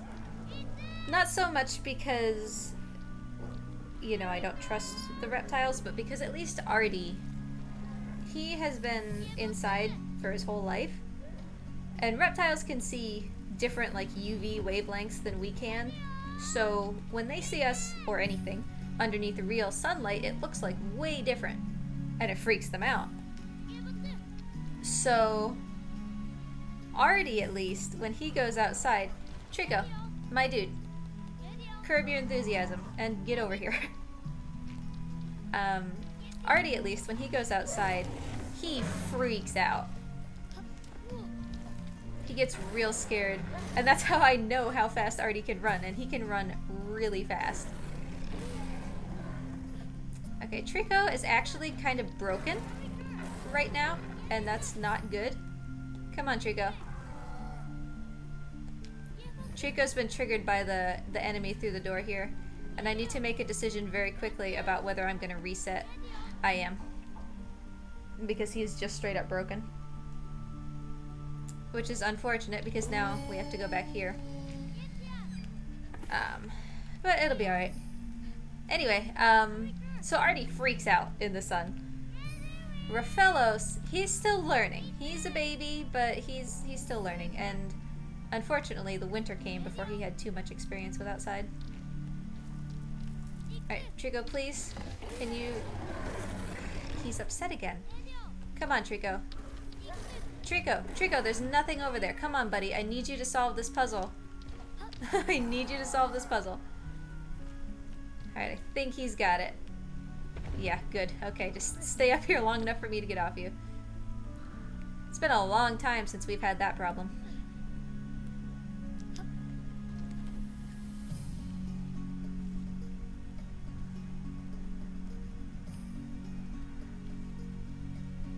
Both of the reptiles, Sam doesn't need it because he's nocturnal, but Raphaelos and Artie both do have UV light on the inside, because that helps them get the right vitamins. But I just, for some reason, those UV lights can't quite produce the same, like, spectrum as the actual sun. So they still get freaked out. But it's weird, right? Because Sam, who is nocturnal and really never sees the sun, is just fine if you take him outside. He's like, oh, the sun. Oh, that's nice. I like it. Can I climb this tree? Can I go in the grass? And he's just the calmest thing ever.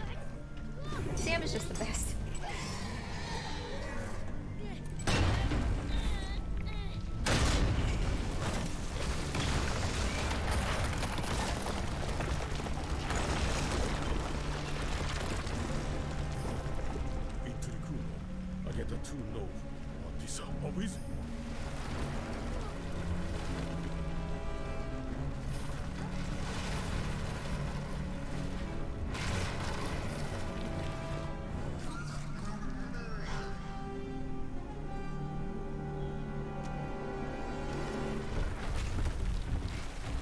So unfortunately, we are gonna lose some time. Like, you can see that we're already losing it, and it's gonna go for a while because we had to do that reset that ended up taking quite a lot of time because Treecko got stuck. It happens sometimes. That's a known place. Like, I knew what was happening as soon as I saw it, but unfortunately, there's nothing really you can do about it. So we are going to try to get this Coliseum skip though, because that's going to help us get this time back. It's challenging. Come on, Treecko. Treecko, buddy, we gotta go.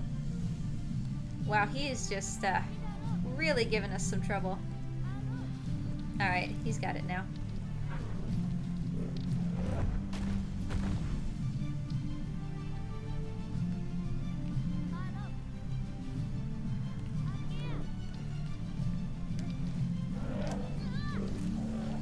Alright.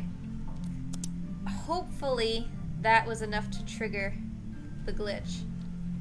If the glitch is triggered, we will see only one suit of armor in here. And we do.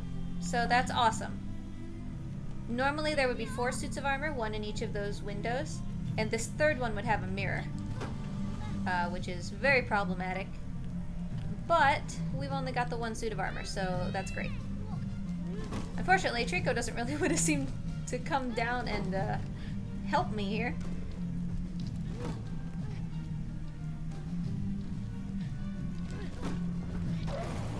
Alright, Treecko, I just smash him. Smash him real good, buddy. Don't just knock him down. Smash him. Or just knock him down. Good job.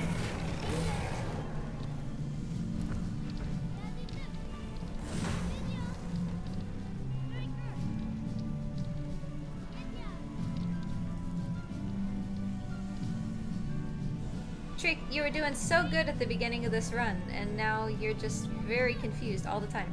Come on, buddy, you can do this. I believe in you. See that thing? I need you to mess with it, please.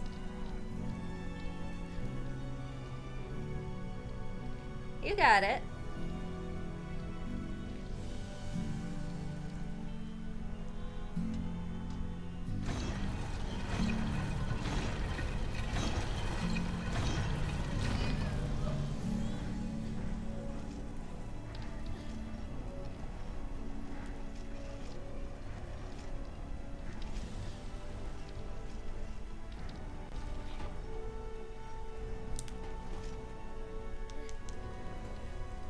Treecko's being a little uncooperative now, so I wanted to move this to a pretty safe position. We're not gonna really cut it that close since Treecko's being weird. See, look at him. He's being very weird.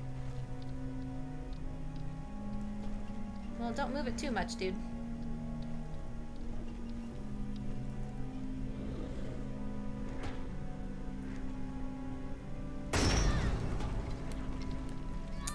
Well, I was just gonna say, hey, that's a trophy, and I did actually get the trophy. That's unfortunate, but it's kind of cool that that happened. Treecko moved it a little bit too far out of the way when he was sniffing it. So as you can see, that's gonna be a bit more time loss. Treecko, stop moving this. I put it in a very specific spot, my dude.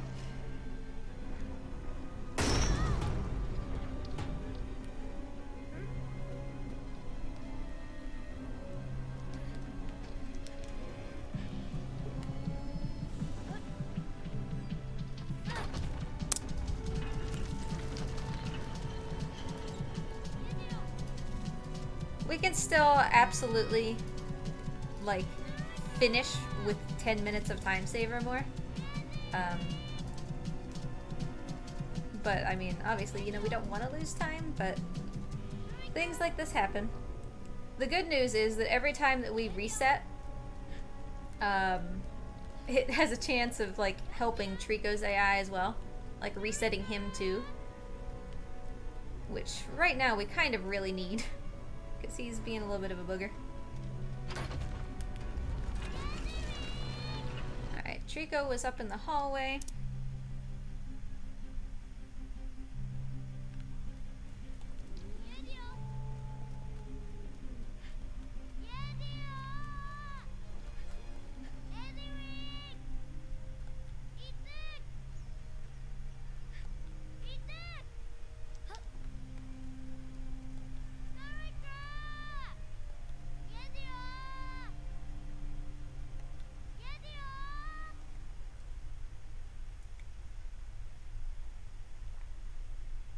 Water puzzles are pretty consistent, so I don't really anticipate either losing or saving very much time here.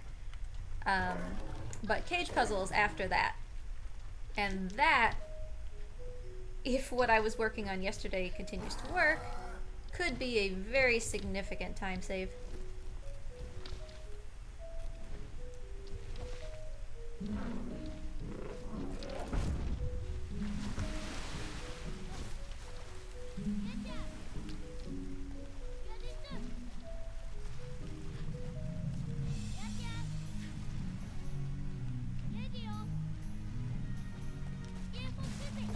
I am gonna risk it on cage puzzle though. There was one run where the reset for cage puzzle didn't work, which indicates to me that it is one of those finicky checkpoints. But I am gonna chance it because having Treecko not do all of the sniffing around and stuff is just huge. Unfortunately, if the checkpoint doesn't work, it's a very long cutscene that we have to sit through again. So, we'll see. I mean, why run if you're not going to be risky, right?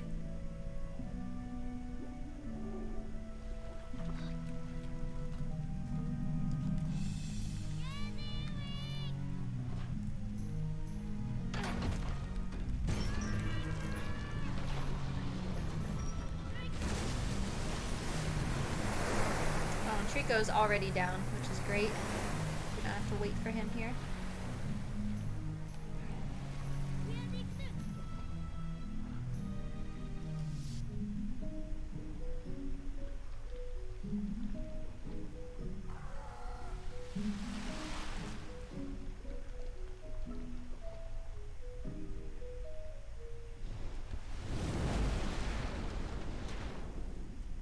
Took him a little while to figure out where that door was. Was it just me or did it look like that door was closing? I had a mini moment of panic. I was like, what? Because I've never quite taken that much time for him to size up the door, so I thought maybe it didn't stay open forever. I'm sure it was just the camera, the way the camera was.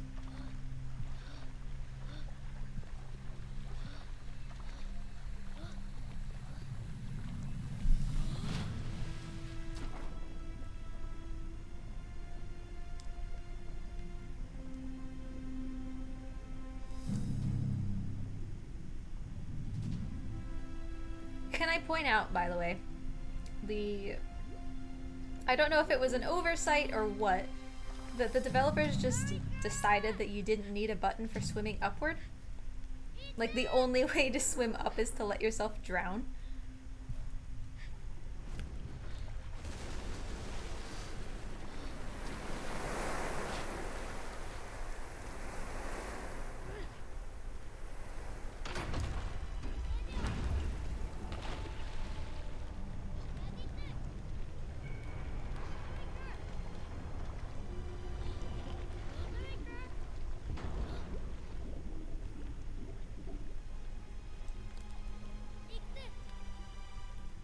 Hey, Elzari.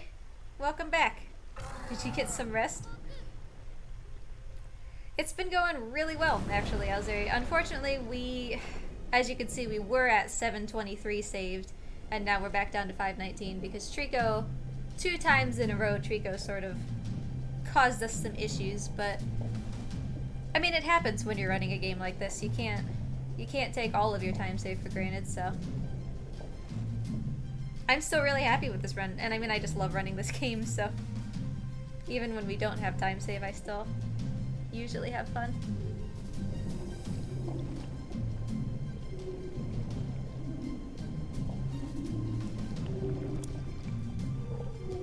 That is a very surprising time save to me.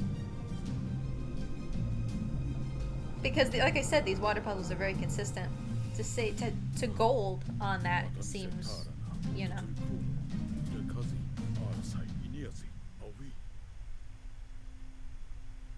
Sure thing, Elzari. I mean, I'll check my Discords, I guess after work, because I run, you know, I do speedruns, and then I go back to work for a little bit, and then I will check.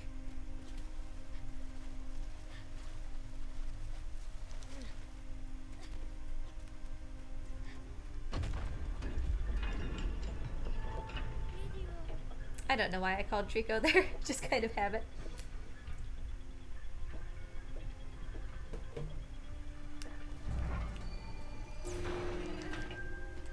Alright, so yesterday I was doing some testing and the Kaylen High Treecko reset worked, so I am going to try it today. That could cost us a lot of time, but I am going to try it. It could also save us a lot of time. But this second half of the cage puzzle, there's two parts to the cage puzzle, right? There's like cage puzzle proper, which is the part where treecko is pushing you over the ledge. And then there's the secondary part where you have to just roll like down these stairs and try to land in a place that's beneficial to you. That's the part I was working on yesterday. And I did come up with a fairly consistent way to get to where you land in a beneficial place and you're sort of angled such that you can just get out of the cage basically right away. Which is kind of a big deal, so I'm really hoping that it works. It wasn't 100% consistent because anything that involves, you know, physics in this game is gonna be a little wonky sometimes. But it was certainly working more times than it was not, so.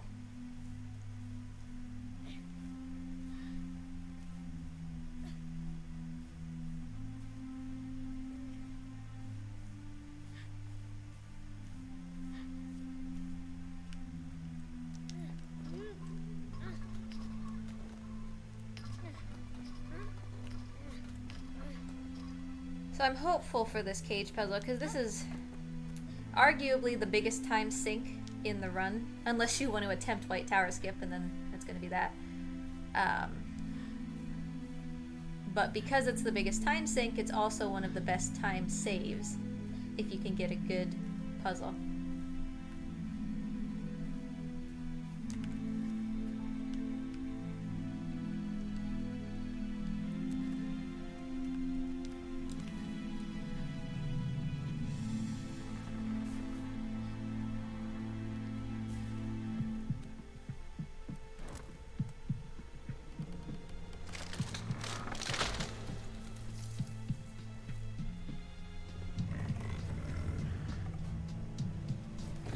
You know, she actually whacked me yesterday, which is surprising, because normally she'll be keyed in on the tree, but we have been doing this basically fast enough that she doesn't even pay attention to the tree anymore, which is good.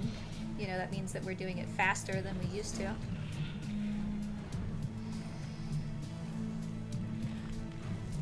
And the good news about her is that at least when she whacks you, you usually don't break your leg.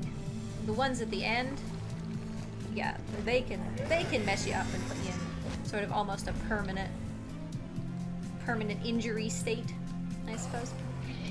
We do have to be quick with this, or we're gonna have to wait her out. Quicker than that!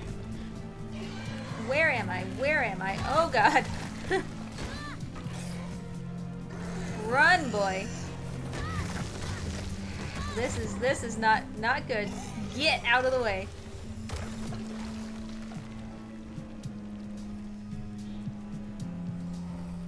We certainly don't go, camera. It's all on this boy and his climbing.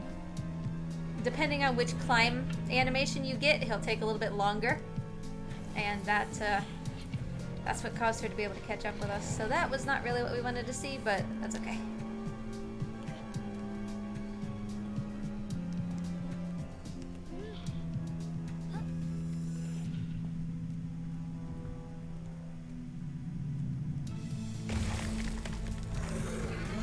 We didn't get the invisible wall though, so that would have cost a little bit of extra time even.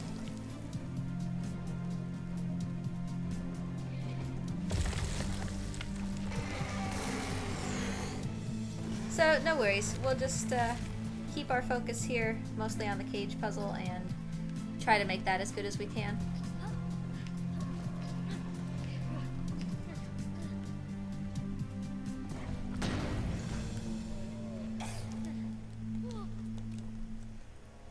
we're able to get that little climb skip there.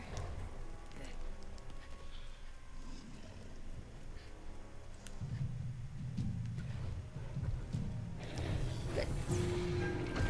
Alright, so now we've got quite a ways to go where we can't really do anything.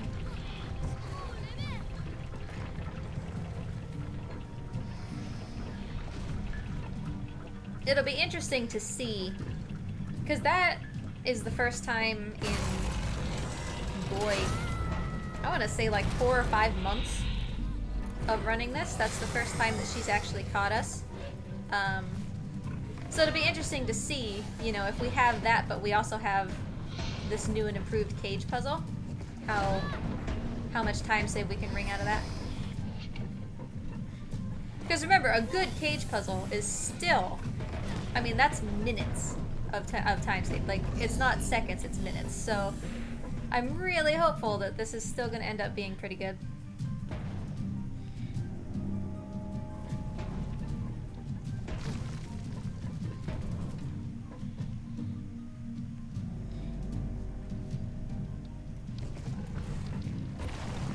Alright, so she's heading away. Not much I can do here, and I did test yesterday.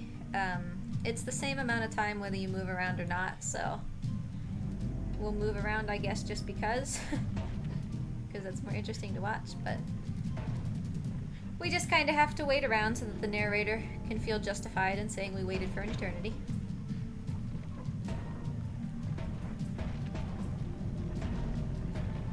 I'm definitely going to risk it, though. The treecko reset here, I'm going to risk.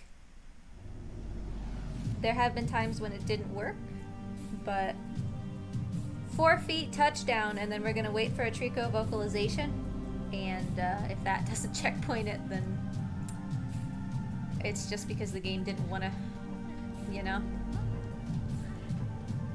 Because if we don't reset treecko, he's going to hop down, and he's going to like look all around in this grass and sniff and do all sorts of, you know, scripted things.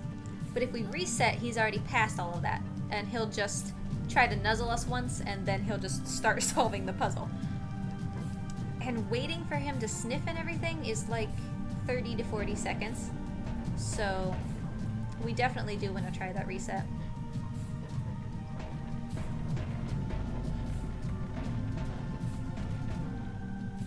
Alright, here we go.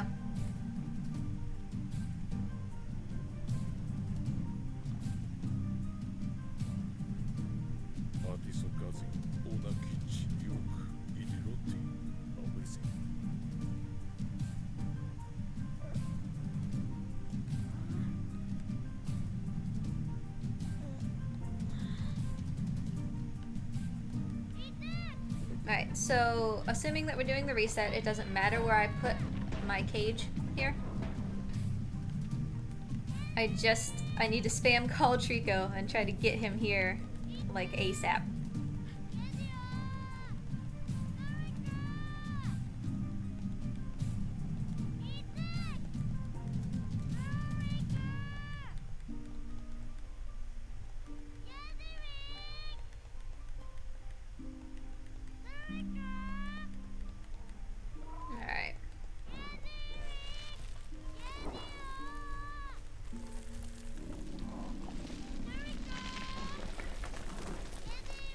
We did not lose that much time.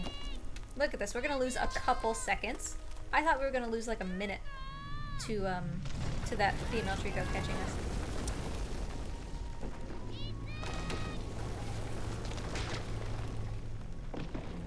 Hey treecko, please reset correctly. Alright, 1, 2, and then treecko's gonna look at us, right? I need to look at treecko, please. Alright. We'll see if this works. Please? Yep, okay, it did. Fantastic.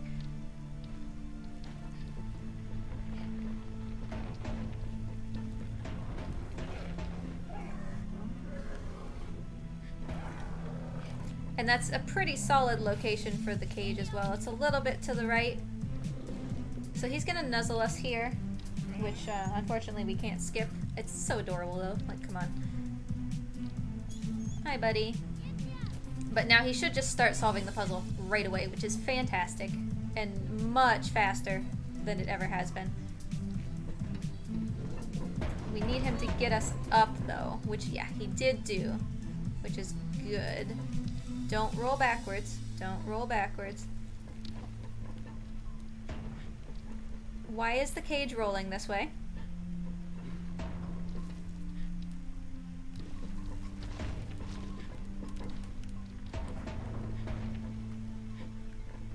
Alright, I should be able to fix this maybe? No, I need Treecko's help, unfortunately.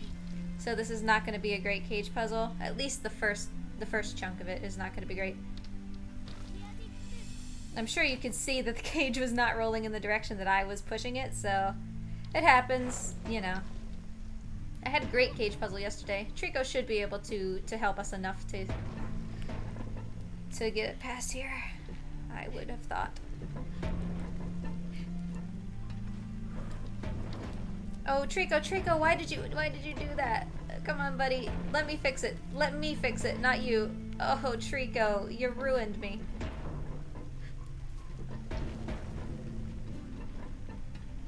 Buddy, I had it, and you just ruined me. Push, push, push.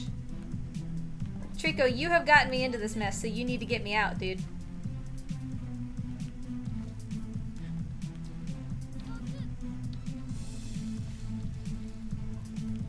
So Treecko has pushed me to a location where... Treecko, what are you doing? I have never seen him behave this poorly at this puzzle.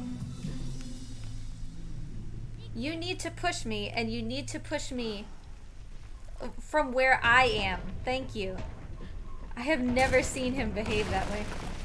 So that was not great, but that wasn't the part where I discovered the new exploit yesterday, so we'll see if that can still help. Because, like, let's be real. That wasn't a bad cage puzzle. It was only a subpar cage puzzle in the context of the cage puzzles I've been getting recently. That's still a very normal cage puzzle. I had just, you know, hoped for a little better, but that's still very, very common, so. It wasn't like, oh no, this is a run-killing cage puzzle, you know?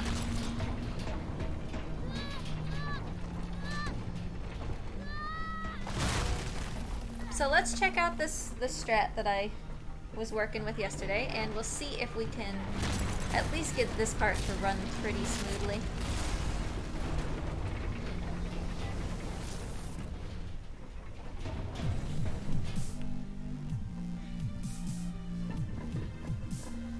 So I used to go over to the right, but this time we're going to stay on this side.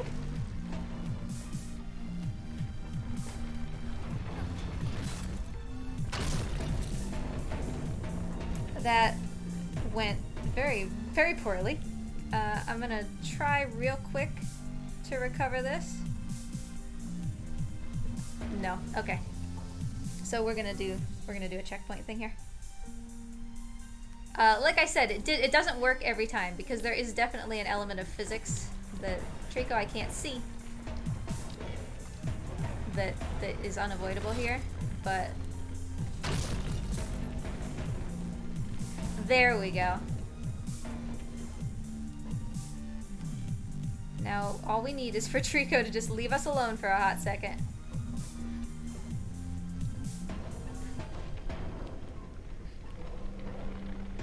So you can see now I can just roll it straight into there, and that ended up being pretty solid. So we are still certainly losing time, but it's encouraging to know that strat did work. And in fact, I wonder if it only works on reset,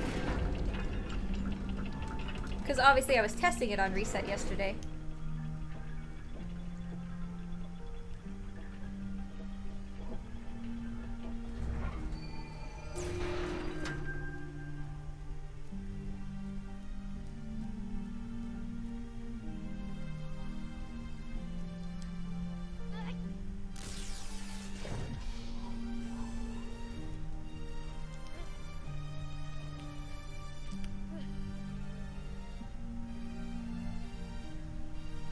Do your thing, dude.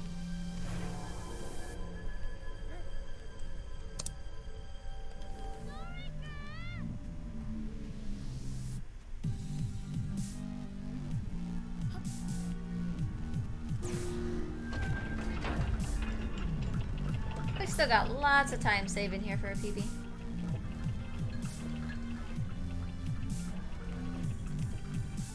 But I told you, the puzzles get a lot harder as you go through. That being said, we still have a ton of splits that have time save. Even easy splits, like there are some in here that really I just had a bad run during my PB, you know? So it's not even like we have to do anything super fancy in order to get some of this time save.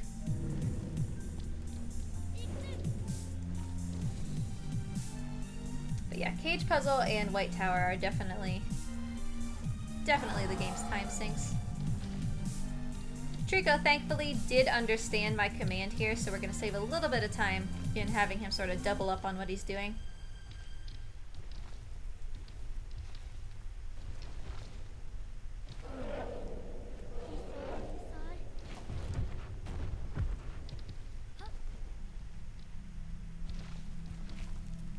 I am gonna try White Tower. Like, at this point you can't convince me not to, because even if it takes me a couple extra tries, it should still save time, assuming that I do get it. And like I said, I got it more in 15 minutes last night than I have in the last 4 months, thanks to that new strategy, so...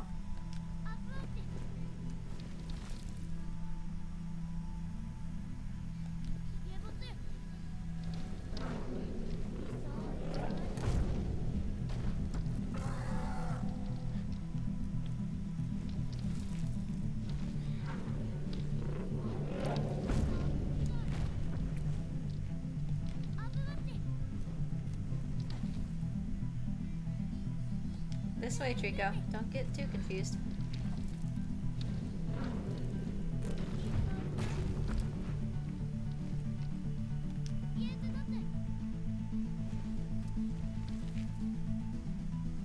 You got it, dude. Yep.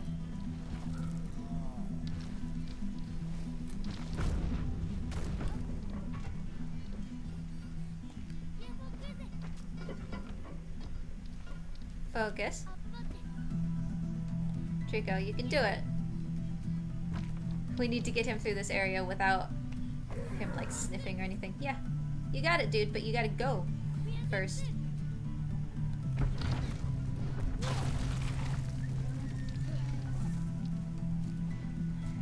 He is just stuck. Come on, buddy. Buddy.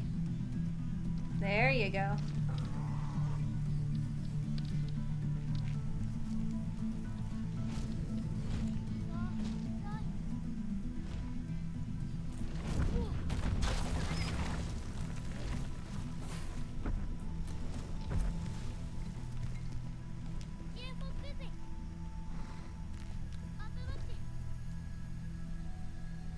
Alright, we got him focused on this jump before he got distracted, which is great, because if he gets distracted there, it's just like right before the Coliseum, you know, it's almost reset worthy.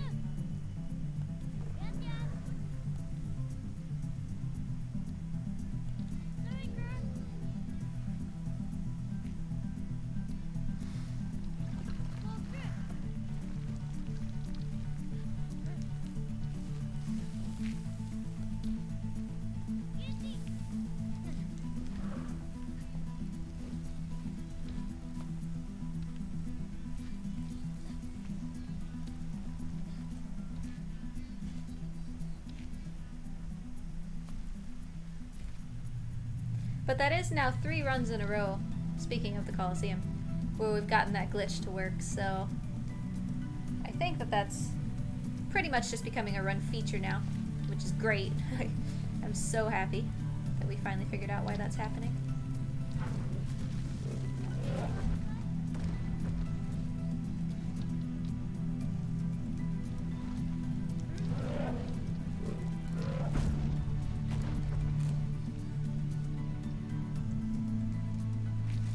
Treecko is really understanding where he's supposed to go, so I am not gonna mess with that.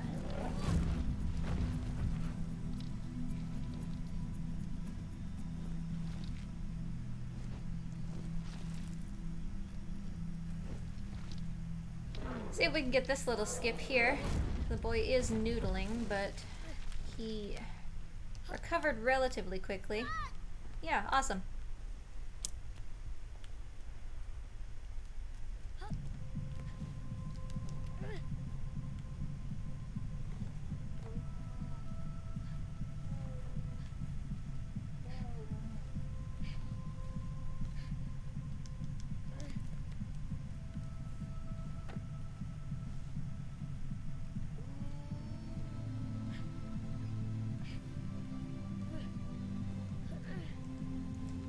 Boy, get down.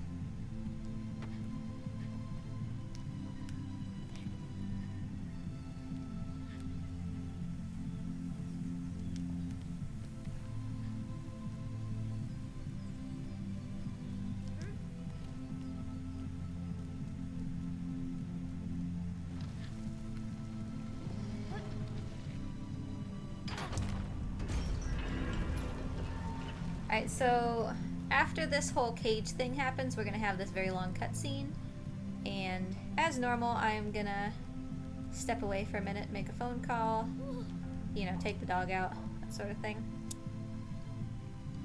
Nice time save there. Part of that was because of that head to platform skip.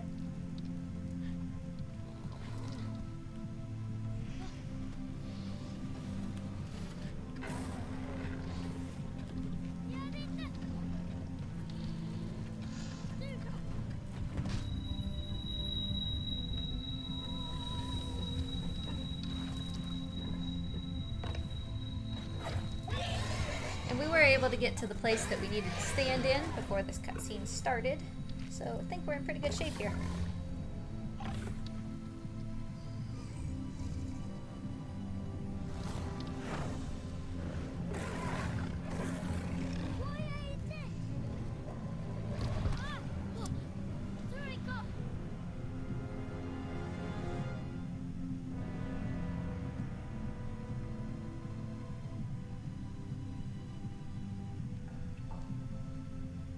One of these days I am going to do a story playthrough just so you guys get to actually watch these cutscenes because they're fantastic. Alright, so we'll get through this and then enjoy the cutscene. I will be back before it's over.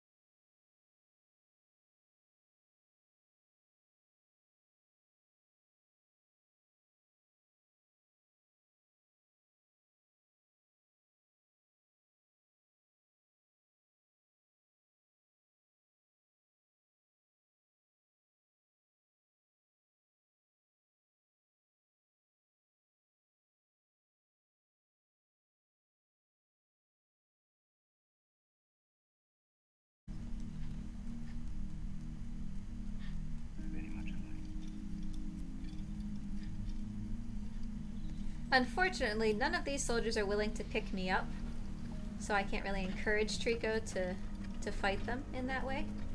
We just have to rely on Treecko taking these guys down.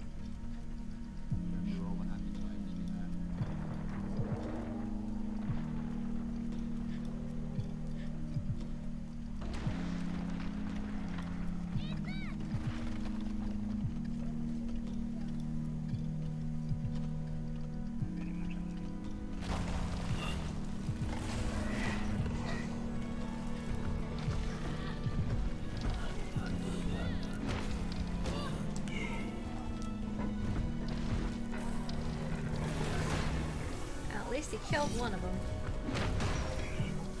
Oh good, there's another one.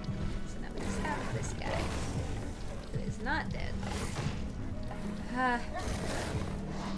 Treecko. Smash him, thanks. Alright, so we gotta calm him down, because he hates those helmets. Good. And now we can be on our way.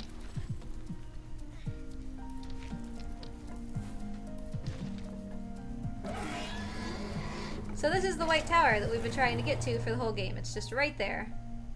And you can see those two eyeballs over in the distance up on the bridge.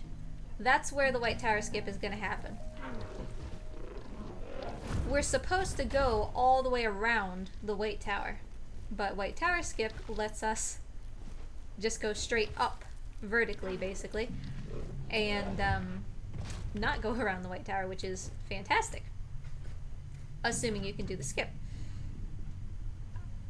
It's still very hard. It's still definitely the hardest thing in the run. Even despite this new thing that I found.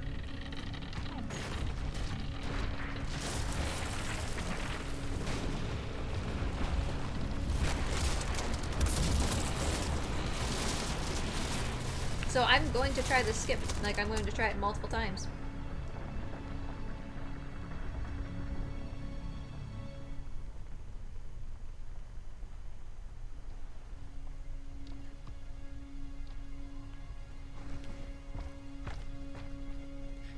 Okay, so we need to be on this top platform. That's our end goal, to be up where these eyeballs are. But there's this big gap, and obviously we can't just jump it, because the game wouldn't do that. So you can see there's some ledges around the outside of the White Tower that we are supposed to be climbing on. Normally the White Tower skip would happen right here. See these V's on each side? We'd be trying to hop into them. We're not going to do that, because I'm going to try the way that I've been working on. We sacrifice a little bit of time in needing to get there in order to remove the first part of the skip. You'll see what I mean here in a second. So we gotta be down here.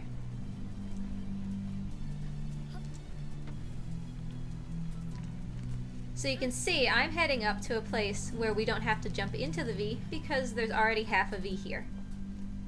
Now, let's see if I can get this to work. We gotta up here, right here, pop the camera.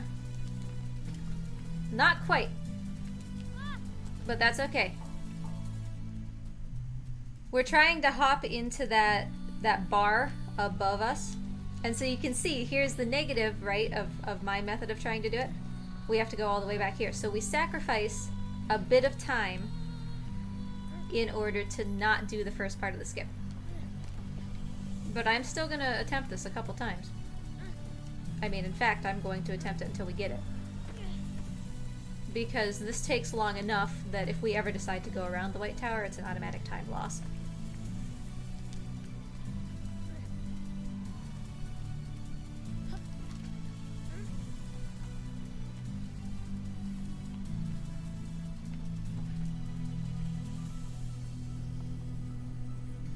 Right here, pop the camera.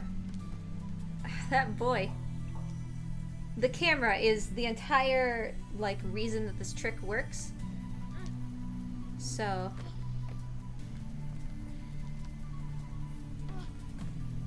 And remember, in the end, this is, you know, just more good practice. So that's why I want to keep trying to do this. And even Satsu, who does do the White Tower skip in his world record run, he does this different one, not the one that I'm trying to do. Um, I believe it takes him 4 tries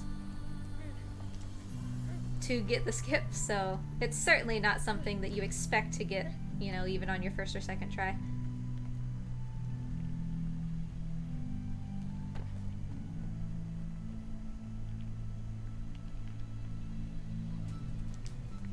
There it is. And so now we are up here, and I am so relieved that that worked again. That's the first time I've gotten White Tower skip in months, and this method is just so much better. It was worth it.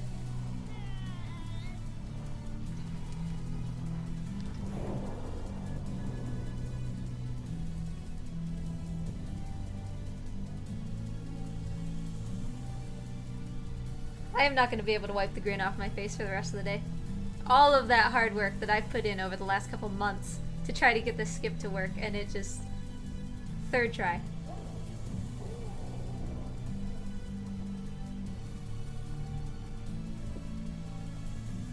I am super stoked.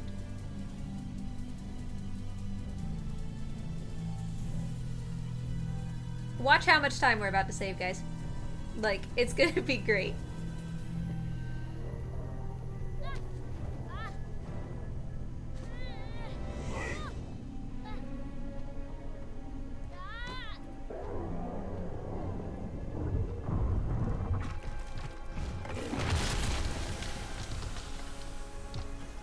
We brought ourselves back to the 7th minute, and that was with me failing multiple times. And with a poor Treecko fight, remember that. Like, remember how Treecko didn't kill any of those suits of armor? All of that could have been done way faster. And we still got nearly 2 minutes of time save out of that.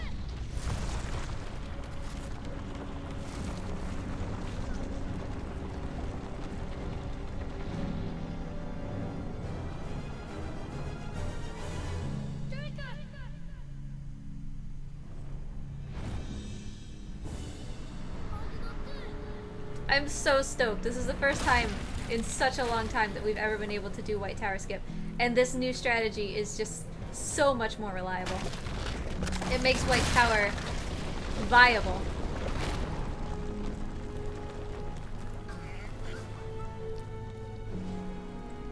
Alright, we got another skip coming up basically just right away here. There's something that I want to test, but I don't think that I'm gonna. I'll test it like in my off time.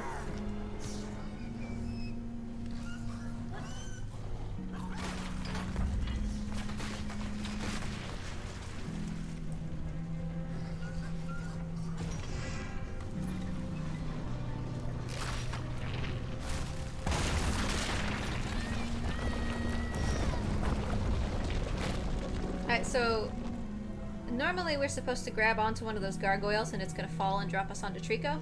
We're going to try to skip that entire thing, and hopefully we'll just land right on Treecko's head. Awesome.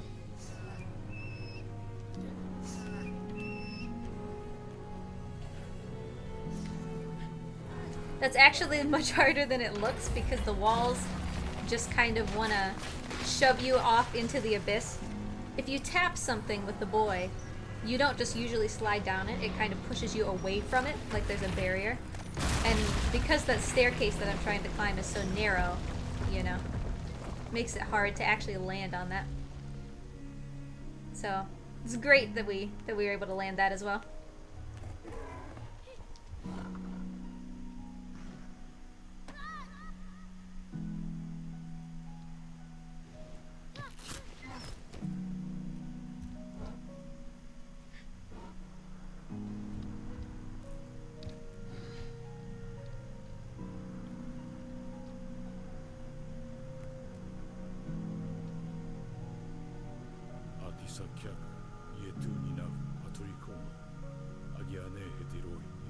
Thanks to landing that skip onto Treecko's head, we should actually have a not insignificant amount of time saved for this split as well.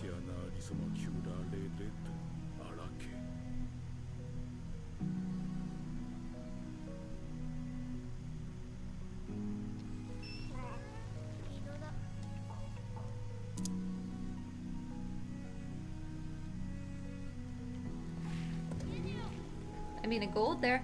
I will take it.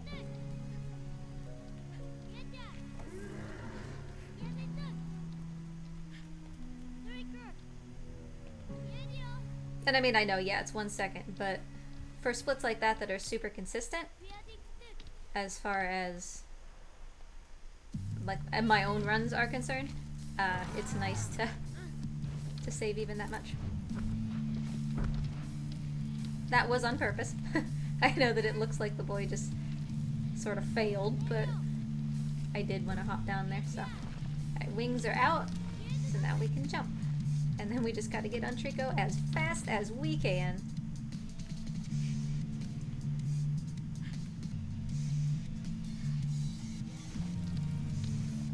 Alright, on his head if we can. Use that little petting trick to make sure we don't noodle around. And we're good to go.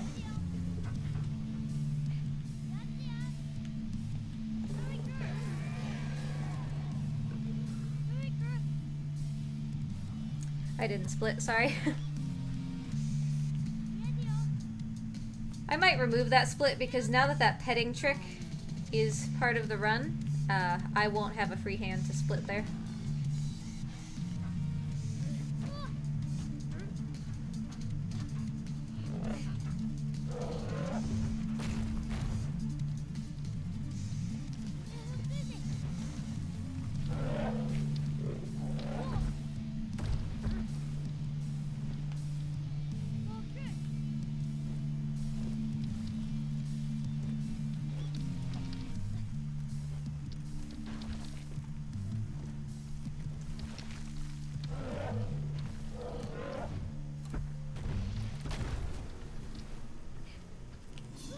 Oh, camera, really? I was very much trying to rotate the camera so that I could see where this guy was and not line up with him.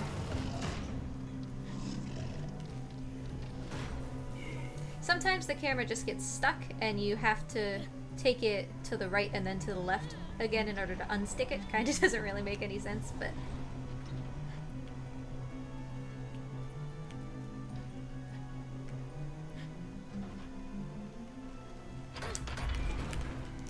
Try to break the camera a little bit here so that I can gain early control of the boy.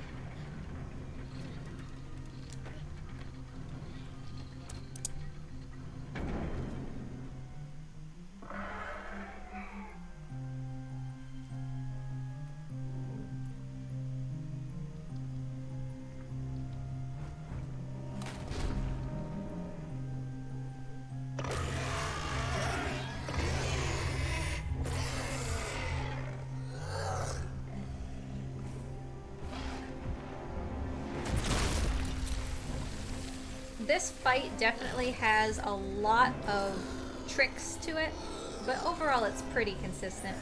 It's one of my favorite parts of the game. I really like this.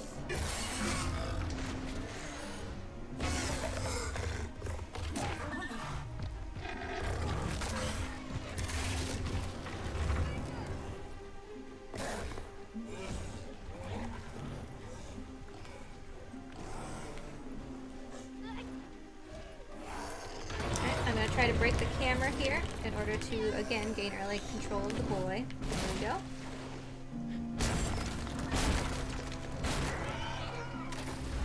We're a little bit slow on gaining control of the boy, but honestly, anytime that we can gain control of him at all, that's going to be worth it. Because sometimes it just doesn't happen.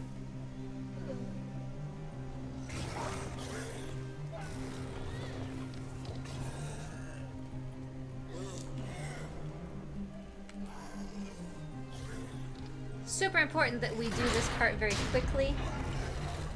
And of course, you know, that's about as slow as we can go.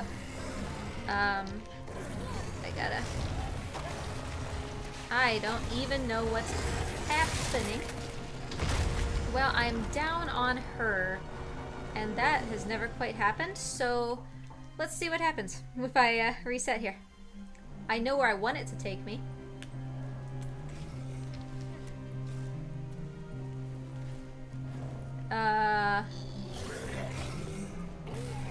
Okay, so we've learned a lesson here. about how the resets work. This is not great, but that's okay.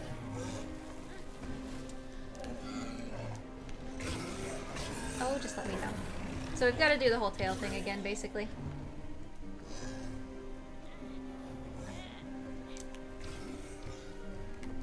That's the first time that has ever happened, so I don't actually anticipate that this is ever going to be a problem again. Because see, I made it through there just fine that time. Treecko, let me out. Treecko, let me out. Alright, see, that's the way that was supposed to go. Where I ended up, like, passing underneath both treeckos. So, no worries. I don't know what it has been with this boy today and just, like, being unwilling to drop from things. That happened earlier, too. That's why we missed the head skip. But I thought it was gonna checkpoint me, like, up here. Give me a second for the splits, because we're not in the right spot.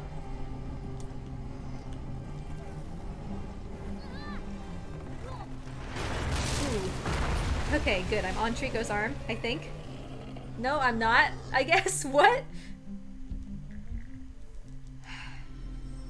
So yeah, I'm back at the minecart because Treecko just flailed me off, I guess.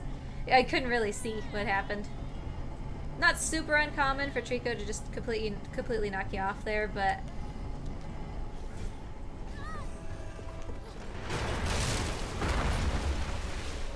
Okay, I'm probably on Treecko.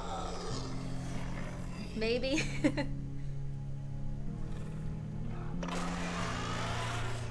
So yeah, because I sort of had to deal with that, I couldn't split those things, which is why we just skipped them. We certainly lost some time. That was unavoidable as soon as that checkpoint didn't put me in the right spot. But Treecko's got a lot of spears as well, so we're looking at a little bit of time loss for hold on Treecko, I'll pull it out. And in fact, I am just going to pull some of these out right now because I'm standing right next to them.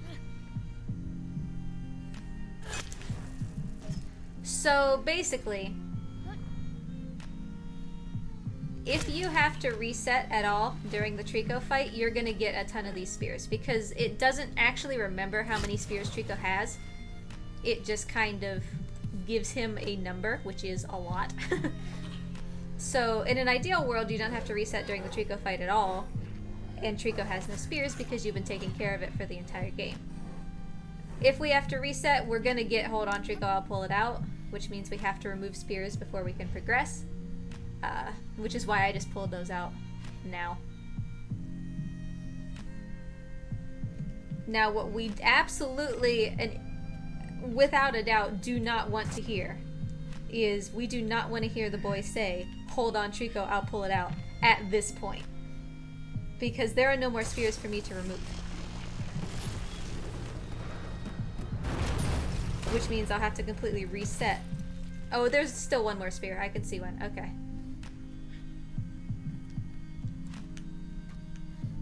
Because it's definitely possible for Treecko to be laying on spears that you can't get to.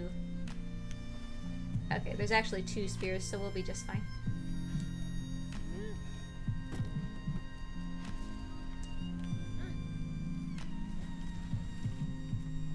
So we'll lose some time to having to remove those spears because of the reset, but again, it's fine. I mean, we're doing really well this run, and this has been just a fun run to begin with, so no matter what happens, I'm pretty happy with this.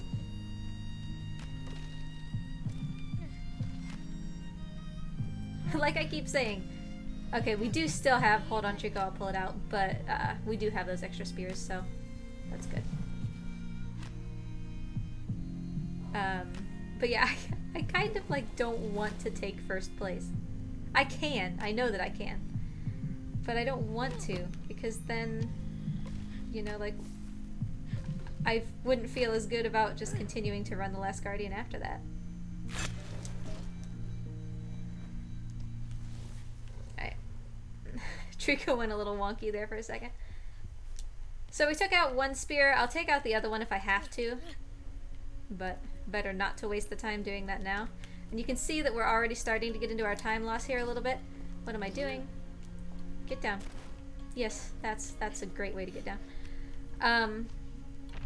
I need to take care of these things before I forget. That's an enemy that we were going to have to deal with later that I just want to deal with now, and then we'll take care of this. So we'll probably lose a little more than a minute, but like I said, no super big deal. We've still got a ton of time save left in some of the later fights, like right at the end of the game. So, cool beans.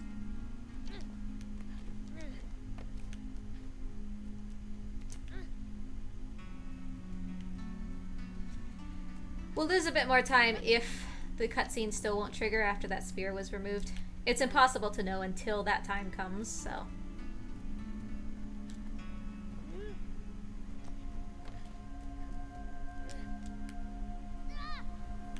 Always want to land on Treecko there so we don't break our legs.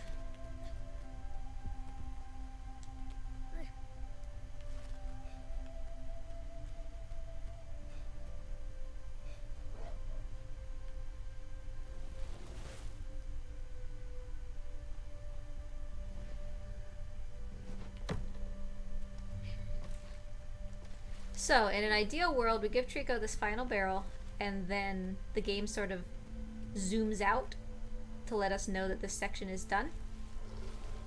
If it does not do that, we'll have to remove that spear. And I'll head back to the spear, you know, as soon as he takes this from me, just in case.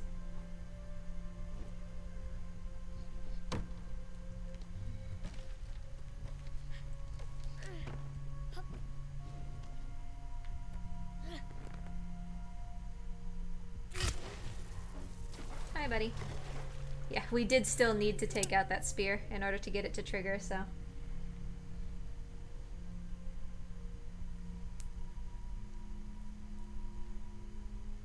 The game really sort of punished us hard there for that reset. 'Cause it like I said, it auto-populates the spears upon a reset, so it doesn't matter how many or how few he had before the reset. It'll just sort of fill in a couple. And in this case, a couple was like 6 or something. It was a lot. Sometimes it'll only do 1 or 2, so. But no worries. I mean, we're still 5 minutes ahead.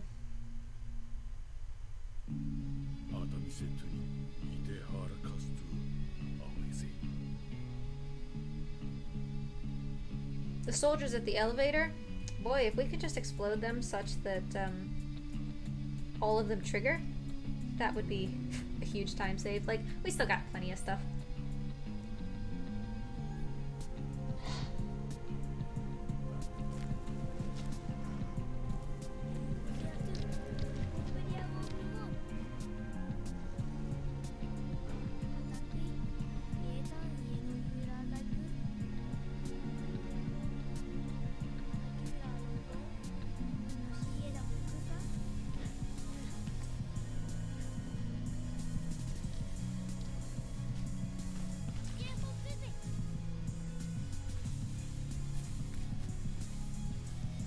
So the sky is pink. That indicates that we are in the end game.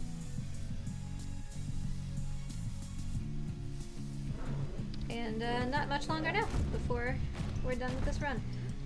The end of the game passes quickly. It's very hard, but at least for me, because I'm so focused on everything, it passes very quickly. So that's the little enemy thing that I destroyed over there. We destroyed it early, so we don't have to worry about it now.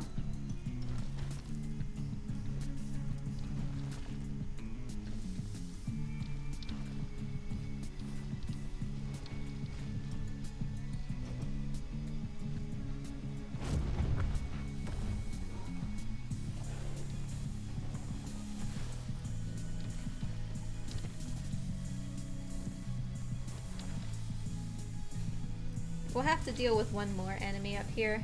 He's basically impossible to hit from the ground, so we can't take him out early, unfortunately.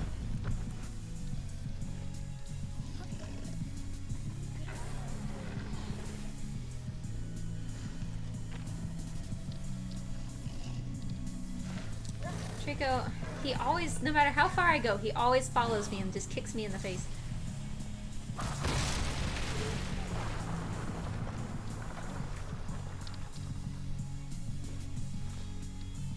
So from this point on, no real worry about spears. Nothing to worry about as far as any of that is concerned.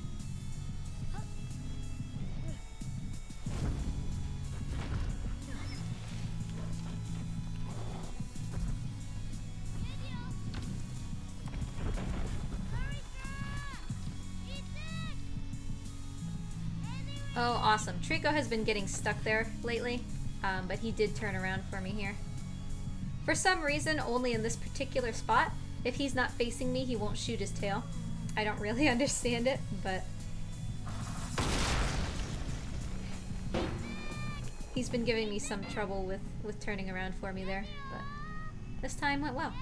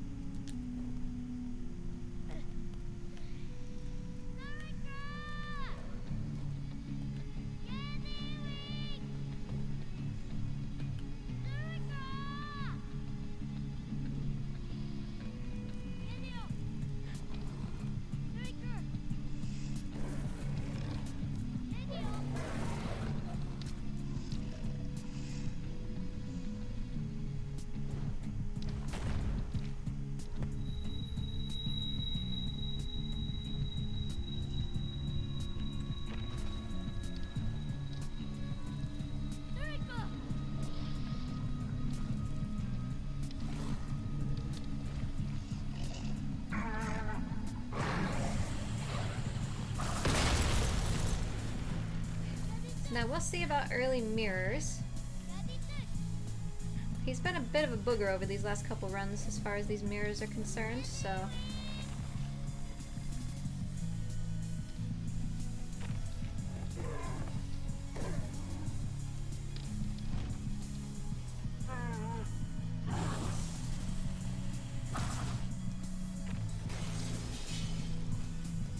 We did actually get that mirror, which is fantastic, because I was just sort of blind aiming.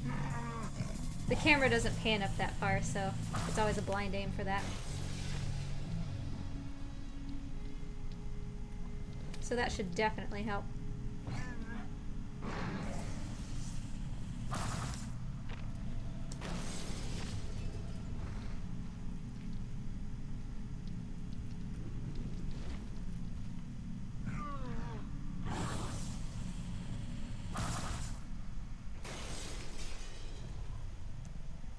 Treecko, please don't kick me off the edge. You're getting very close to me, buddy.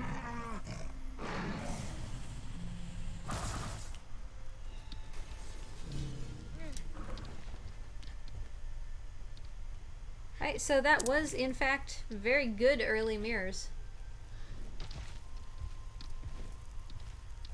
Like, not only was that a gold just in terms of time, but we even got the extra mirror. Not really what I wanted you to do, dude, but that's cool. I mean, just hop up here with me and we'll be good.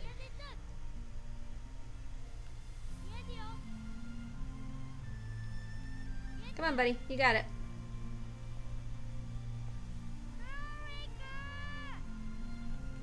Sometimes he gets very confused about coming up here, and I'm not really sure why.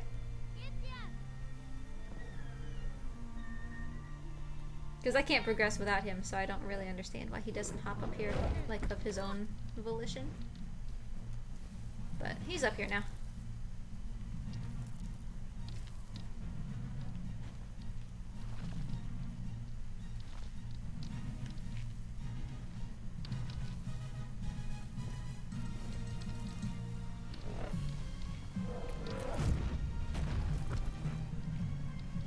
So we got one more mirror to deal with over there. It's kind of hard to see right now.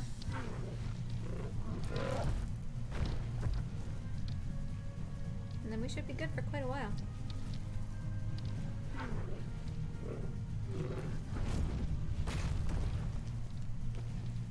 That's not what we want, though. Little boy, please just jump off of Treecko.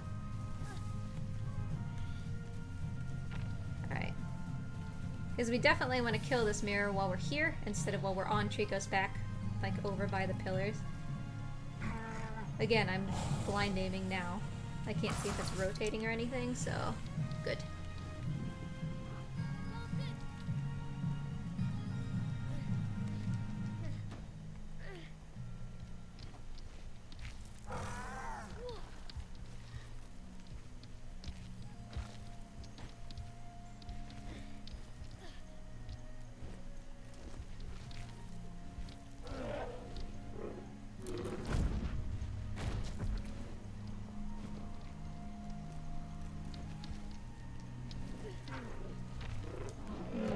Okay. I knew that that was going to be weird for the boy. He's got his mirror out.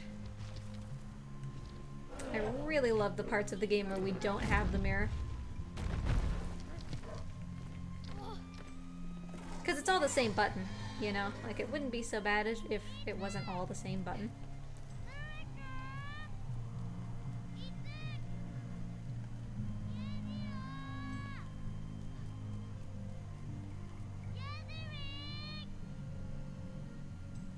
You gonna run or you gonna walk? Gonna run, huh?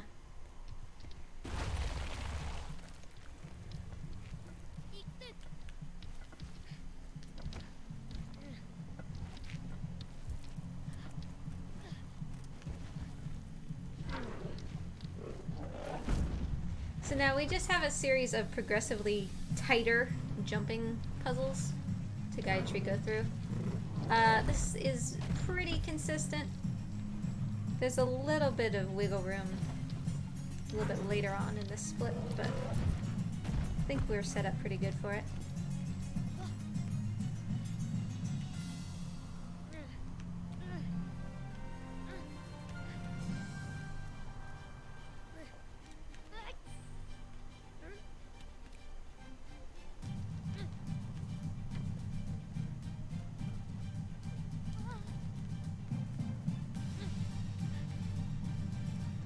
The fact that we didn't have to stop for that extra mirror is going to actually be really helpful.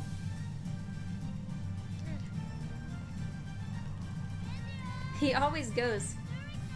What a troll.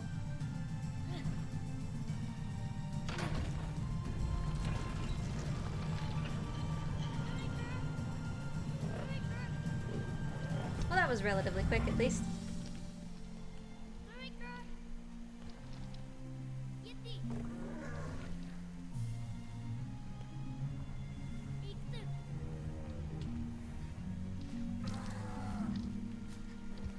Sometimes, if you get particularly lucky, Treecko will not jump backwards there like he did. And obviously that's faster. But it's pretty rare.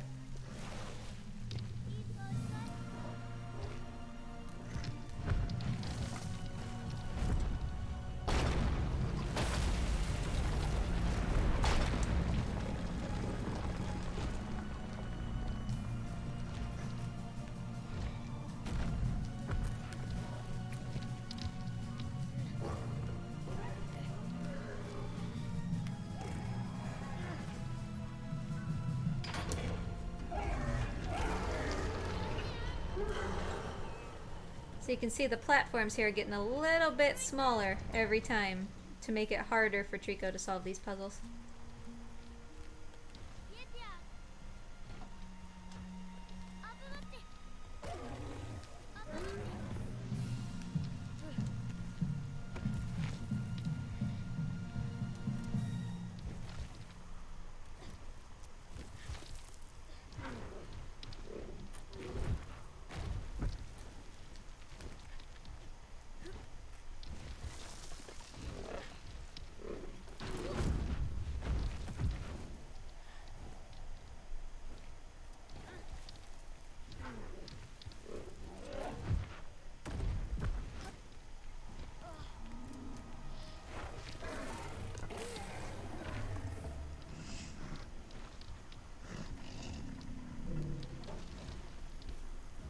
There's absolutely always a risk that he can just kick me off of a ledge whenever he wants. So I need to try to stay out of his way, but look at how close his foot is to me.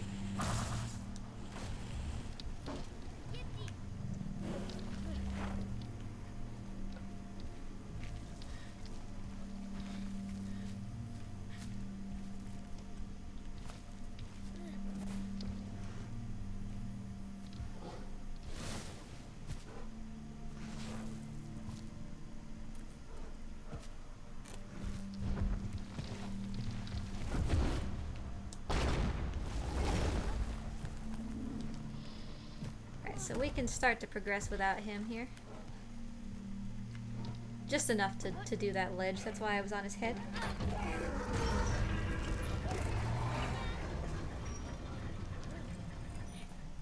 So here's an even tighter platform that I nearly fell off of.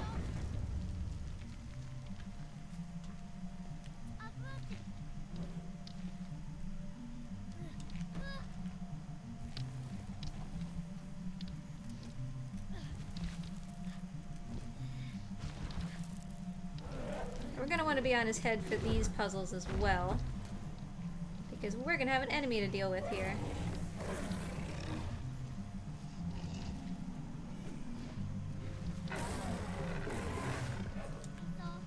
Boy, could you not, please?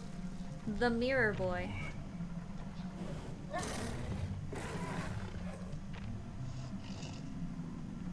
We really need Treecko to steady out here. Alright, there we go.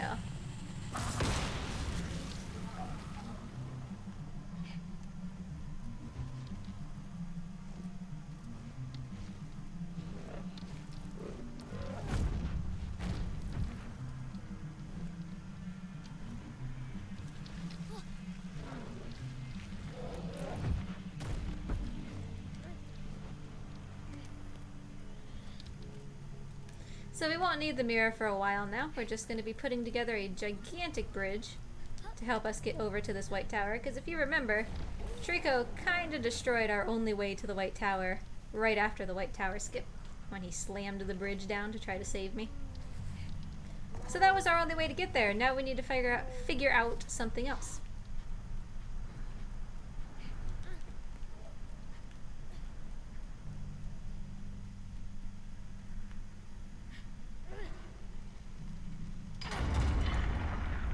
So there's one part of the bridge. You can see the other one just sort of hanging over there. We're going to be picking that up here in a second.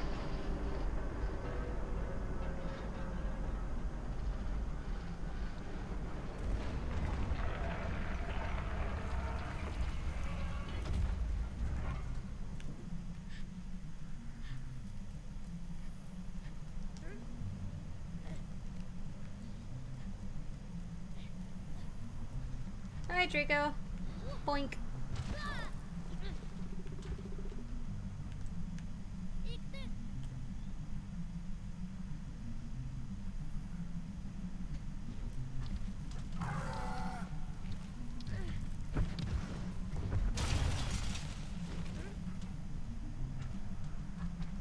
This game is, at least in this sense, Dark Souls-ish, because if you can see it, you've probably been there or will be there. We were just down in that sort of grassy area. This whole map definitely does exist and is places that you can go.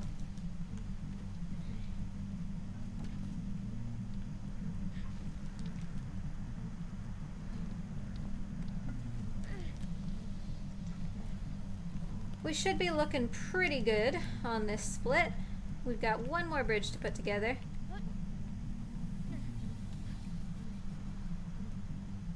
You can see we're almost at the top now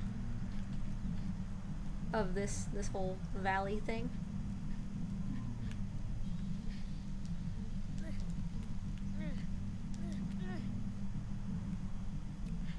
So now we're going to try to pop out around this lever and land on Treecko. It's a pretty important part of this split, and hopefully it works without Treecko backing away from us. Good enough. The only thing that I could have asked for that was better is that we landed directly in the middle of his back, just so that I don't have to do any climbing to get to the top to give him a command, but that's going to take a second.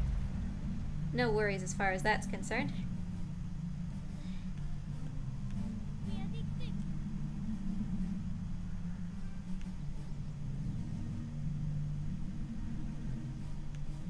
Alright, looks like we are go.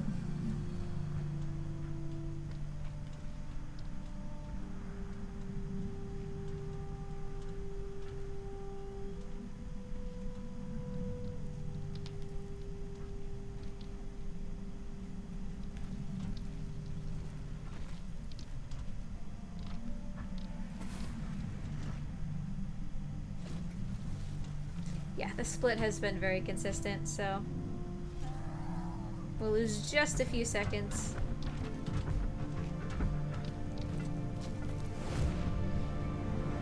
Not really a big deal.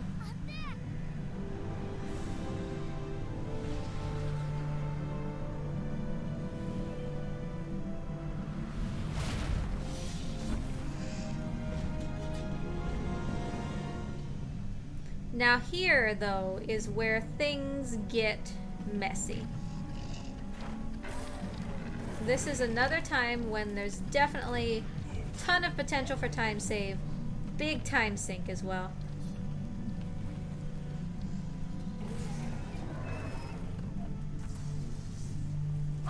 It all depends on how this fight goes. And by this fight, I mean how many of these soldiers does Treecko kill and how many do I have to kill.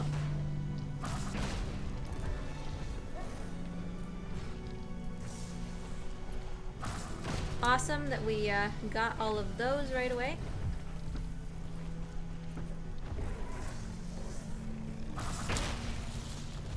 I can get this guy, Treecko. You go get somebody else.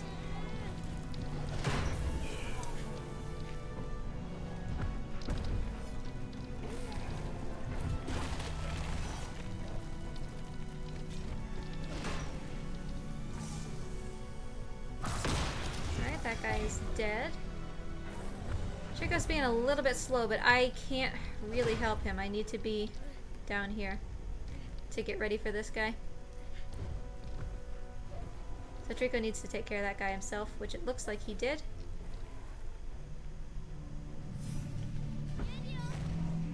Where is anybody else? Somebody still alive? There we go. It took a long time for that to trigger. That's unusual. So I startled that guy and made him drop his mirror in a place where he can't go and get it again, which was kind of the whole point.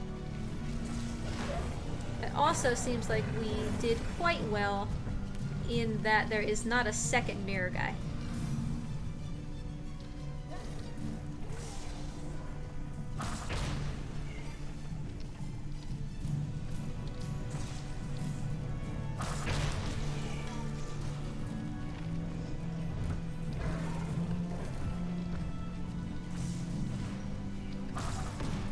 Fine for this guy to catch me. That'll get Treecko's attention.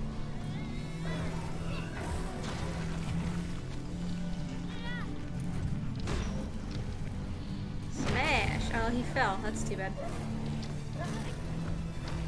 Where did he fall? Well, to his death, it appears, so can't complain about that. Alright, it looks like this fight is done. If it's not, I'm assuming Treecko can handle it.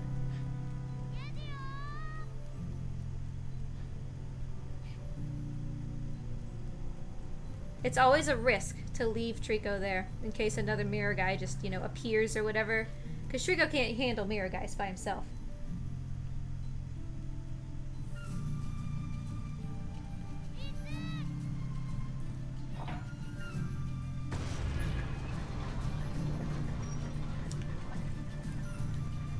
Seriously though, where's Treecko?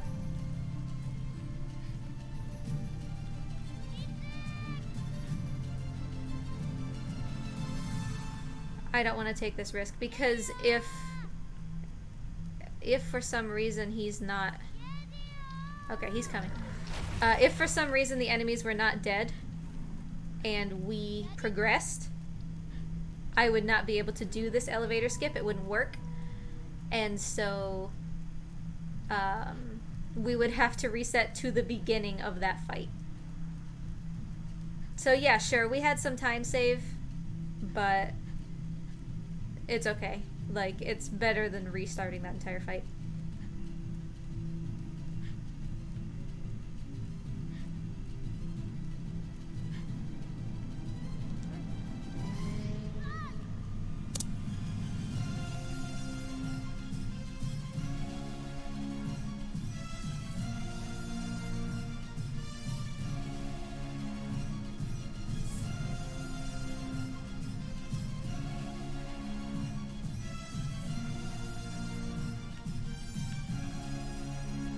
Alright, this is definitely challenging to get this to work, so it's very tight on timing. We gotta be really careful. Really careful.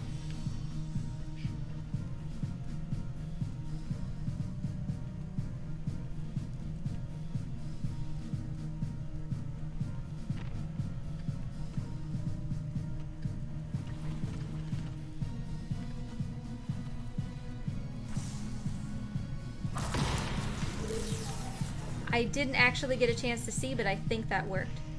What we were trying to do is we were trying to blow those two guys up in such a way that one of their helmets went and landed on the soldier who was missing a helmet in order to wake him up. It did too. See, there he is in the back. This is gonna save us time.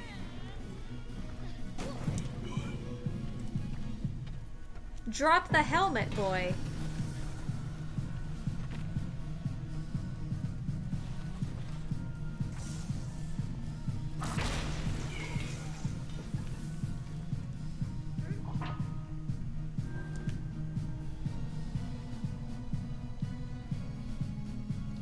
That's the first time I've actually gotten that exploit to work in a run.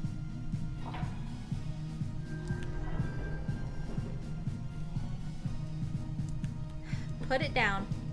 You can see why it's a problem that everything is mapped to circle. Do we not have a helmet nearby, please?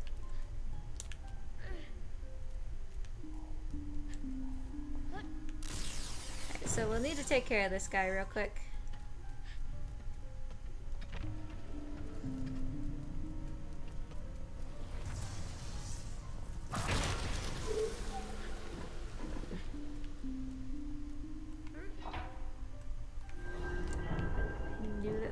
Missed one. It's fine. Alright. And then around we go.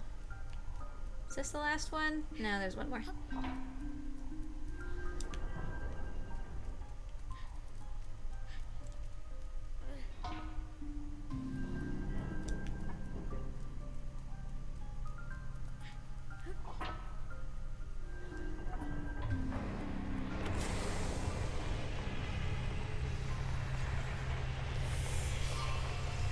Unfortunately, all of those accidentally grabbing the helmet's bits are what cost us a little bit of that time. It's alright. I mean, we're still certainly quite far ahead, but this fight really is the defining factor of the final quarter of the game. This fight can go super, super well. It can go super, super bad. It just depends on how many of these soldiers Treecko actually kills when he hits them.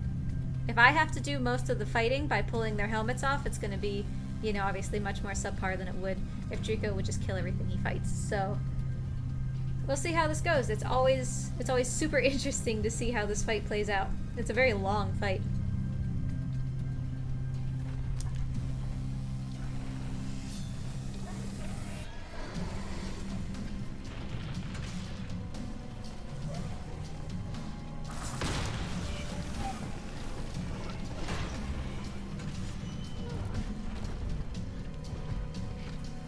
Our priority right now is taking care of these guys up top.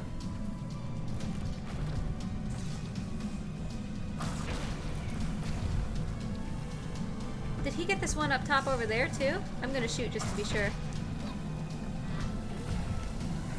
Treecko, I need your help like stat, dude, before he takes me into a door. Thanks.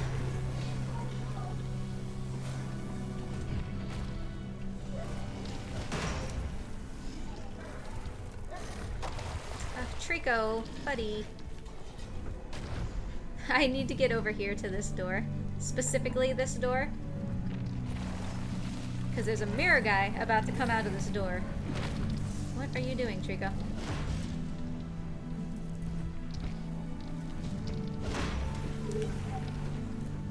See, so we got that guy to drop his mirror. So now he won't be able to go back and get it.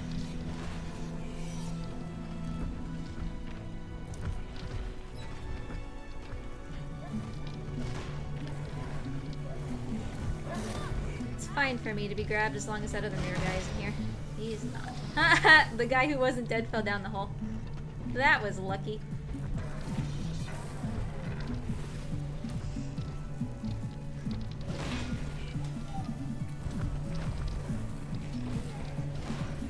Treecko's doing a really good job.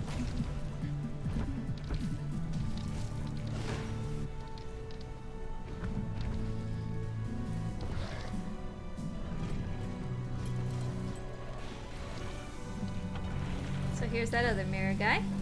And he's gonna be like, oh, my mirror. And as long as Treecko doesn't have to deal with those people, he will be much better at fighting. If he has to deal with mirrors, it's more likely that just later on he's gonna be more pacifist. So not having the mirrors at all really helps.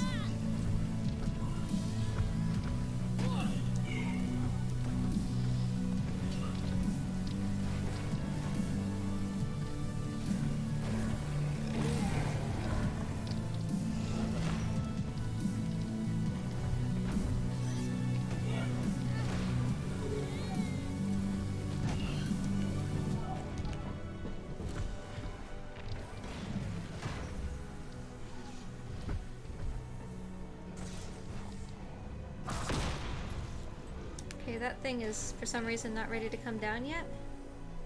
That soldier is dead. Why won't it come down? There we go. And Treecko was out of the way, which is kind of a really big deal.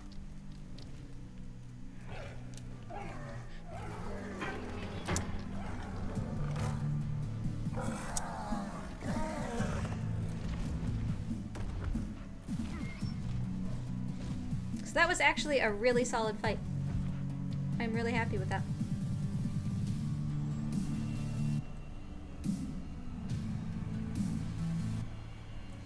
It's gonna be real close whether we end up taking second with this run.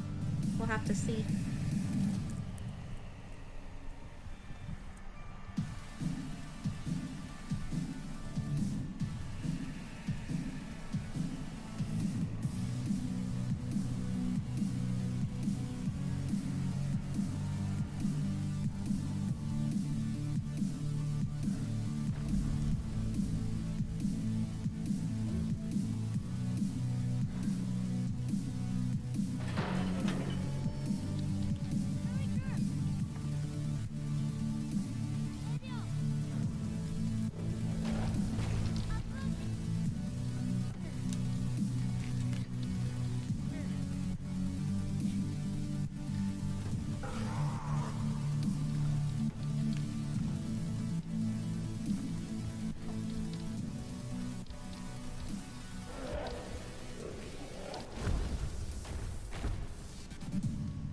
We do still need a bit of time save in order to take second.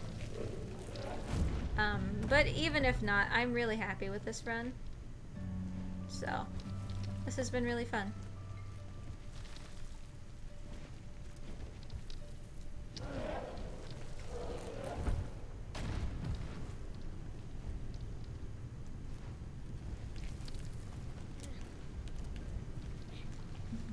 Climb, boy. Climb, boy.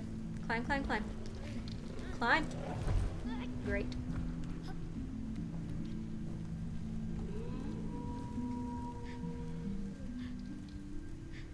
That's gonna help. Getting into that tube a little bit early is gonna help.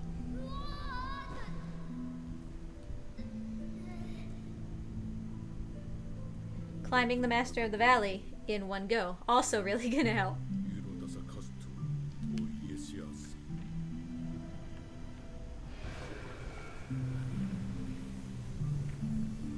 I know that we have time save in these splits, so I'm hopeful here that things can go pretty well.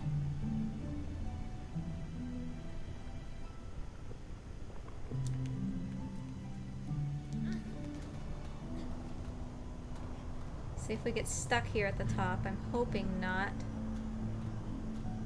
We did not. Alright.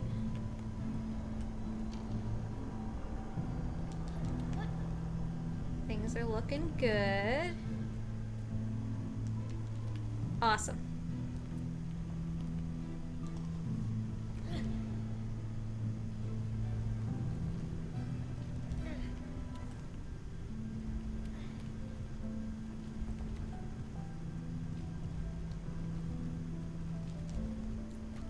We landed basically in front of that thing, which is definitely what we want. Less time running to find it. So we gotta get Treecko out of here.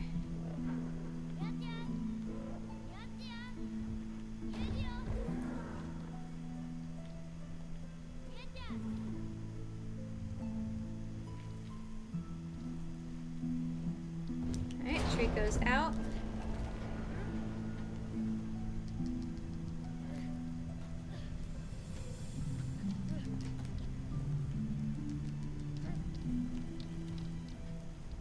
Hey buddy, let's go.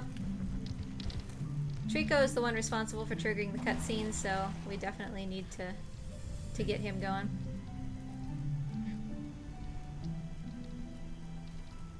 He's got to sit down.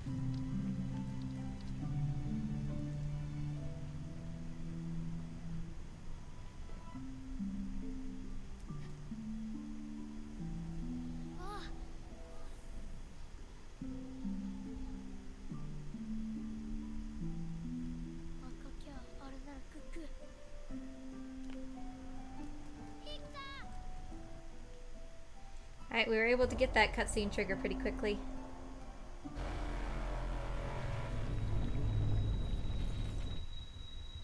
I think our time save is looking pretty good here.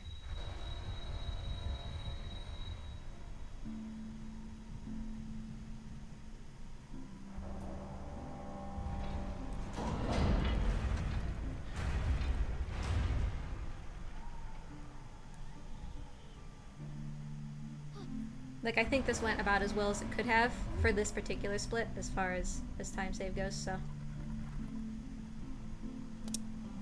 Yeah, that was a gold. That should be enough if we can maintain that gold time.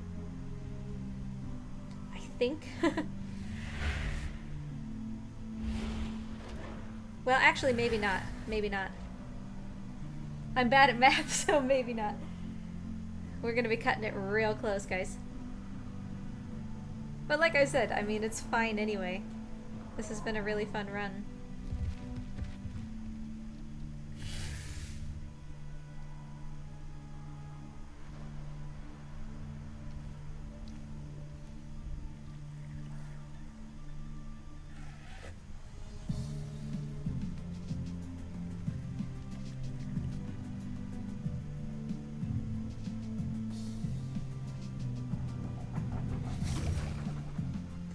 Stretch my legs. There's very few things left that we can do to save time. Thankfully, that also means there's very few things we can do to lose time, but there are still a few. A lot of it is going to depend on RNG. It's going to depend on how we get thrown off of this treecko. So, we'll see. This is exciting.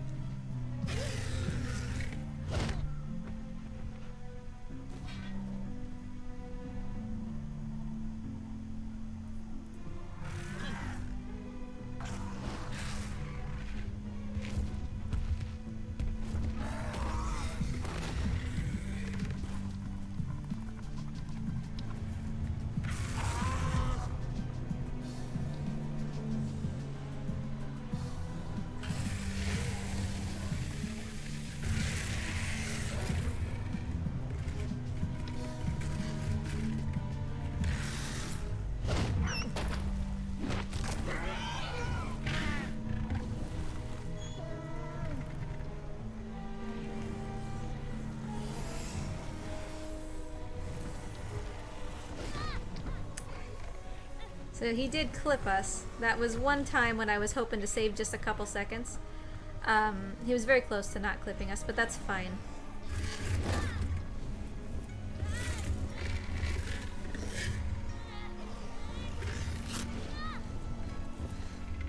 It's gonna be so close. Like, we're gonna be a matter of seconds, whether or not we take second or not. But, I mean, we lost quite a lot of time in this run and then gained it back, so just a very slightly different run from this and we'll take second place without really any problem. This was a really fun run. It went really well today. White tower skip though, right? That was super exciting. I'm so glad that I was able to figure something out for that to make it like a much safer strat.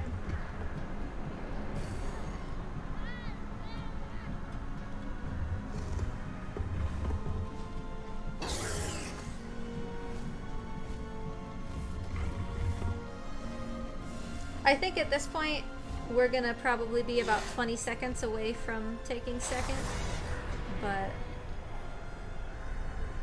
I mean that says something, right? 3.5 hour run and it comes down to just a few seconds.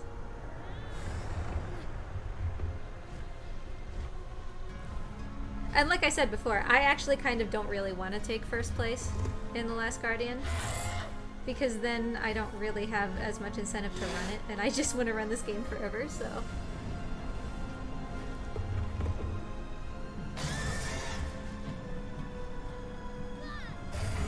So, what it's going to come down to here is how we get thrown off this treecko, and how quickly we can get the tail down to where we need it to be. Those are going to be the two areas where we still have the potential for time save. Because we're basically at the end here, you know?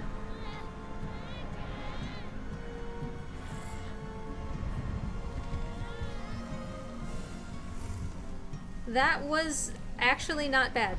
That was not bad.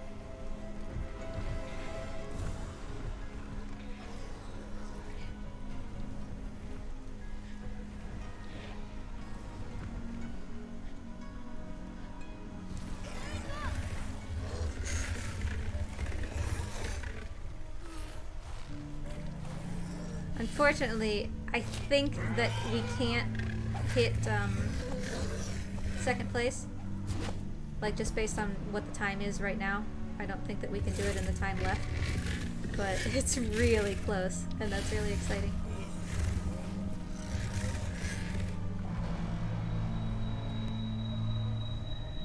I mean, sub 3:30 at all is really exciting, but to have come this close to taking second place as well.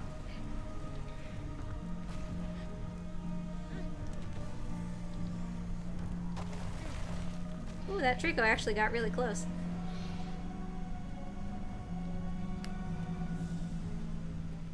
So let's see how far off second we end up. That came down pretty quick.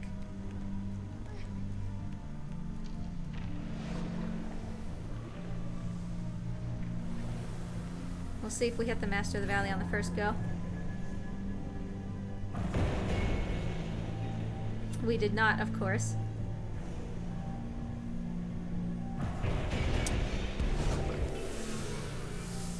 That was close. That was, like 40 seconds away from second place.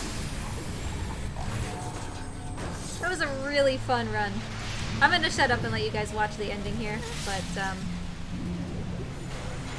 I'll be back for the credits.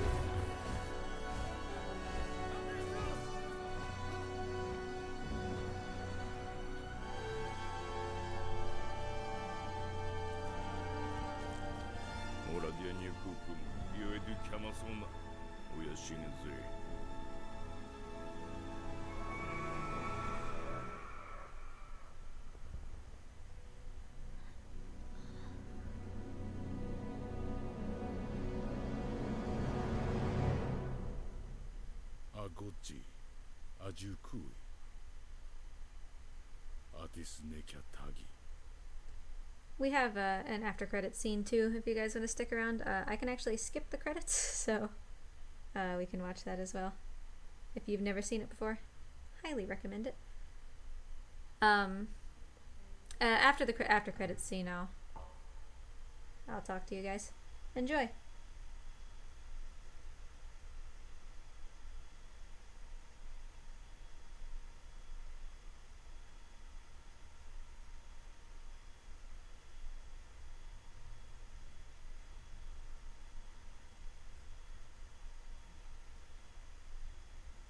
I know it just looks like it's going back to the title screen, but this will actually start the after credits scene here in just a second.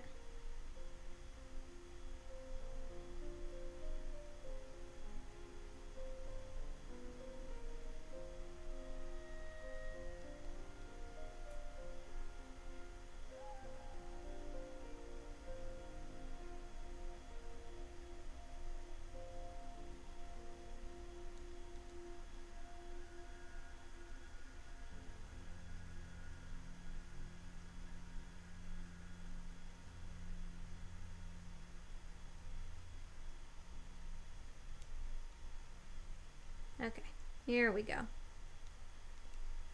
Here's our after credits doohickey.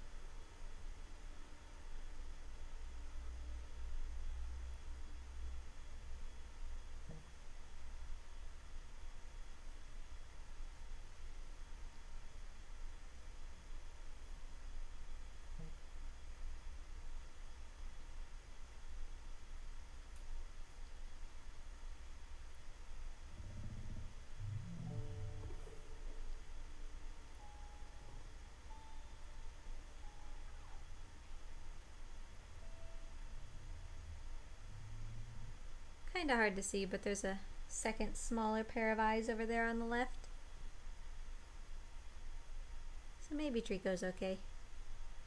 Thank you guys so much for joining. This was so much fun. I mean, you guys know I have a ton of fun speedrunning The Last Guardian every time I do it, which is every Tuesday, if you are interested in checking these out more often. Otherwise, The Last Guardian will be at GDQ in February, and at No Glitches Allowed 5. I'll be running it at both marathons, so if you guys want to check that out, we have chat commands to let you know what days that's going to be. Spyro is also going to be at both runs, or both marathons, if you guys have any interest in Spyro. GDQ, Frame Fatales, is going to have 80 dragons, and No Glitches Allowed is going to have any percent no balloonist skips, so we got lots of marathons all coming up this month. It's going to be super busy. But thank you guys, like I said, so much for joining. We were just a couple seconds off of second place, so I mean, it's inevitable, right? We just remember when Treecko got stuck by the Coliseum and we just straight up had to reset because he was broken? Let's just pretend that didn't happen, and bam, second place, right? You know. So I'll be back at this next Tuesday like I always am, and in the meantime, have yourselves a wonderful day and a wonderful time until I see you next, whenever that might be. See you later, everybody.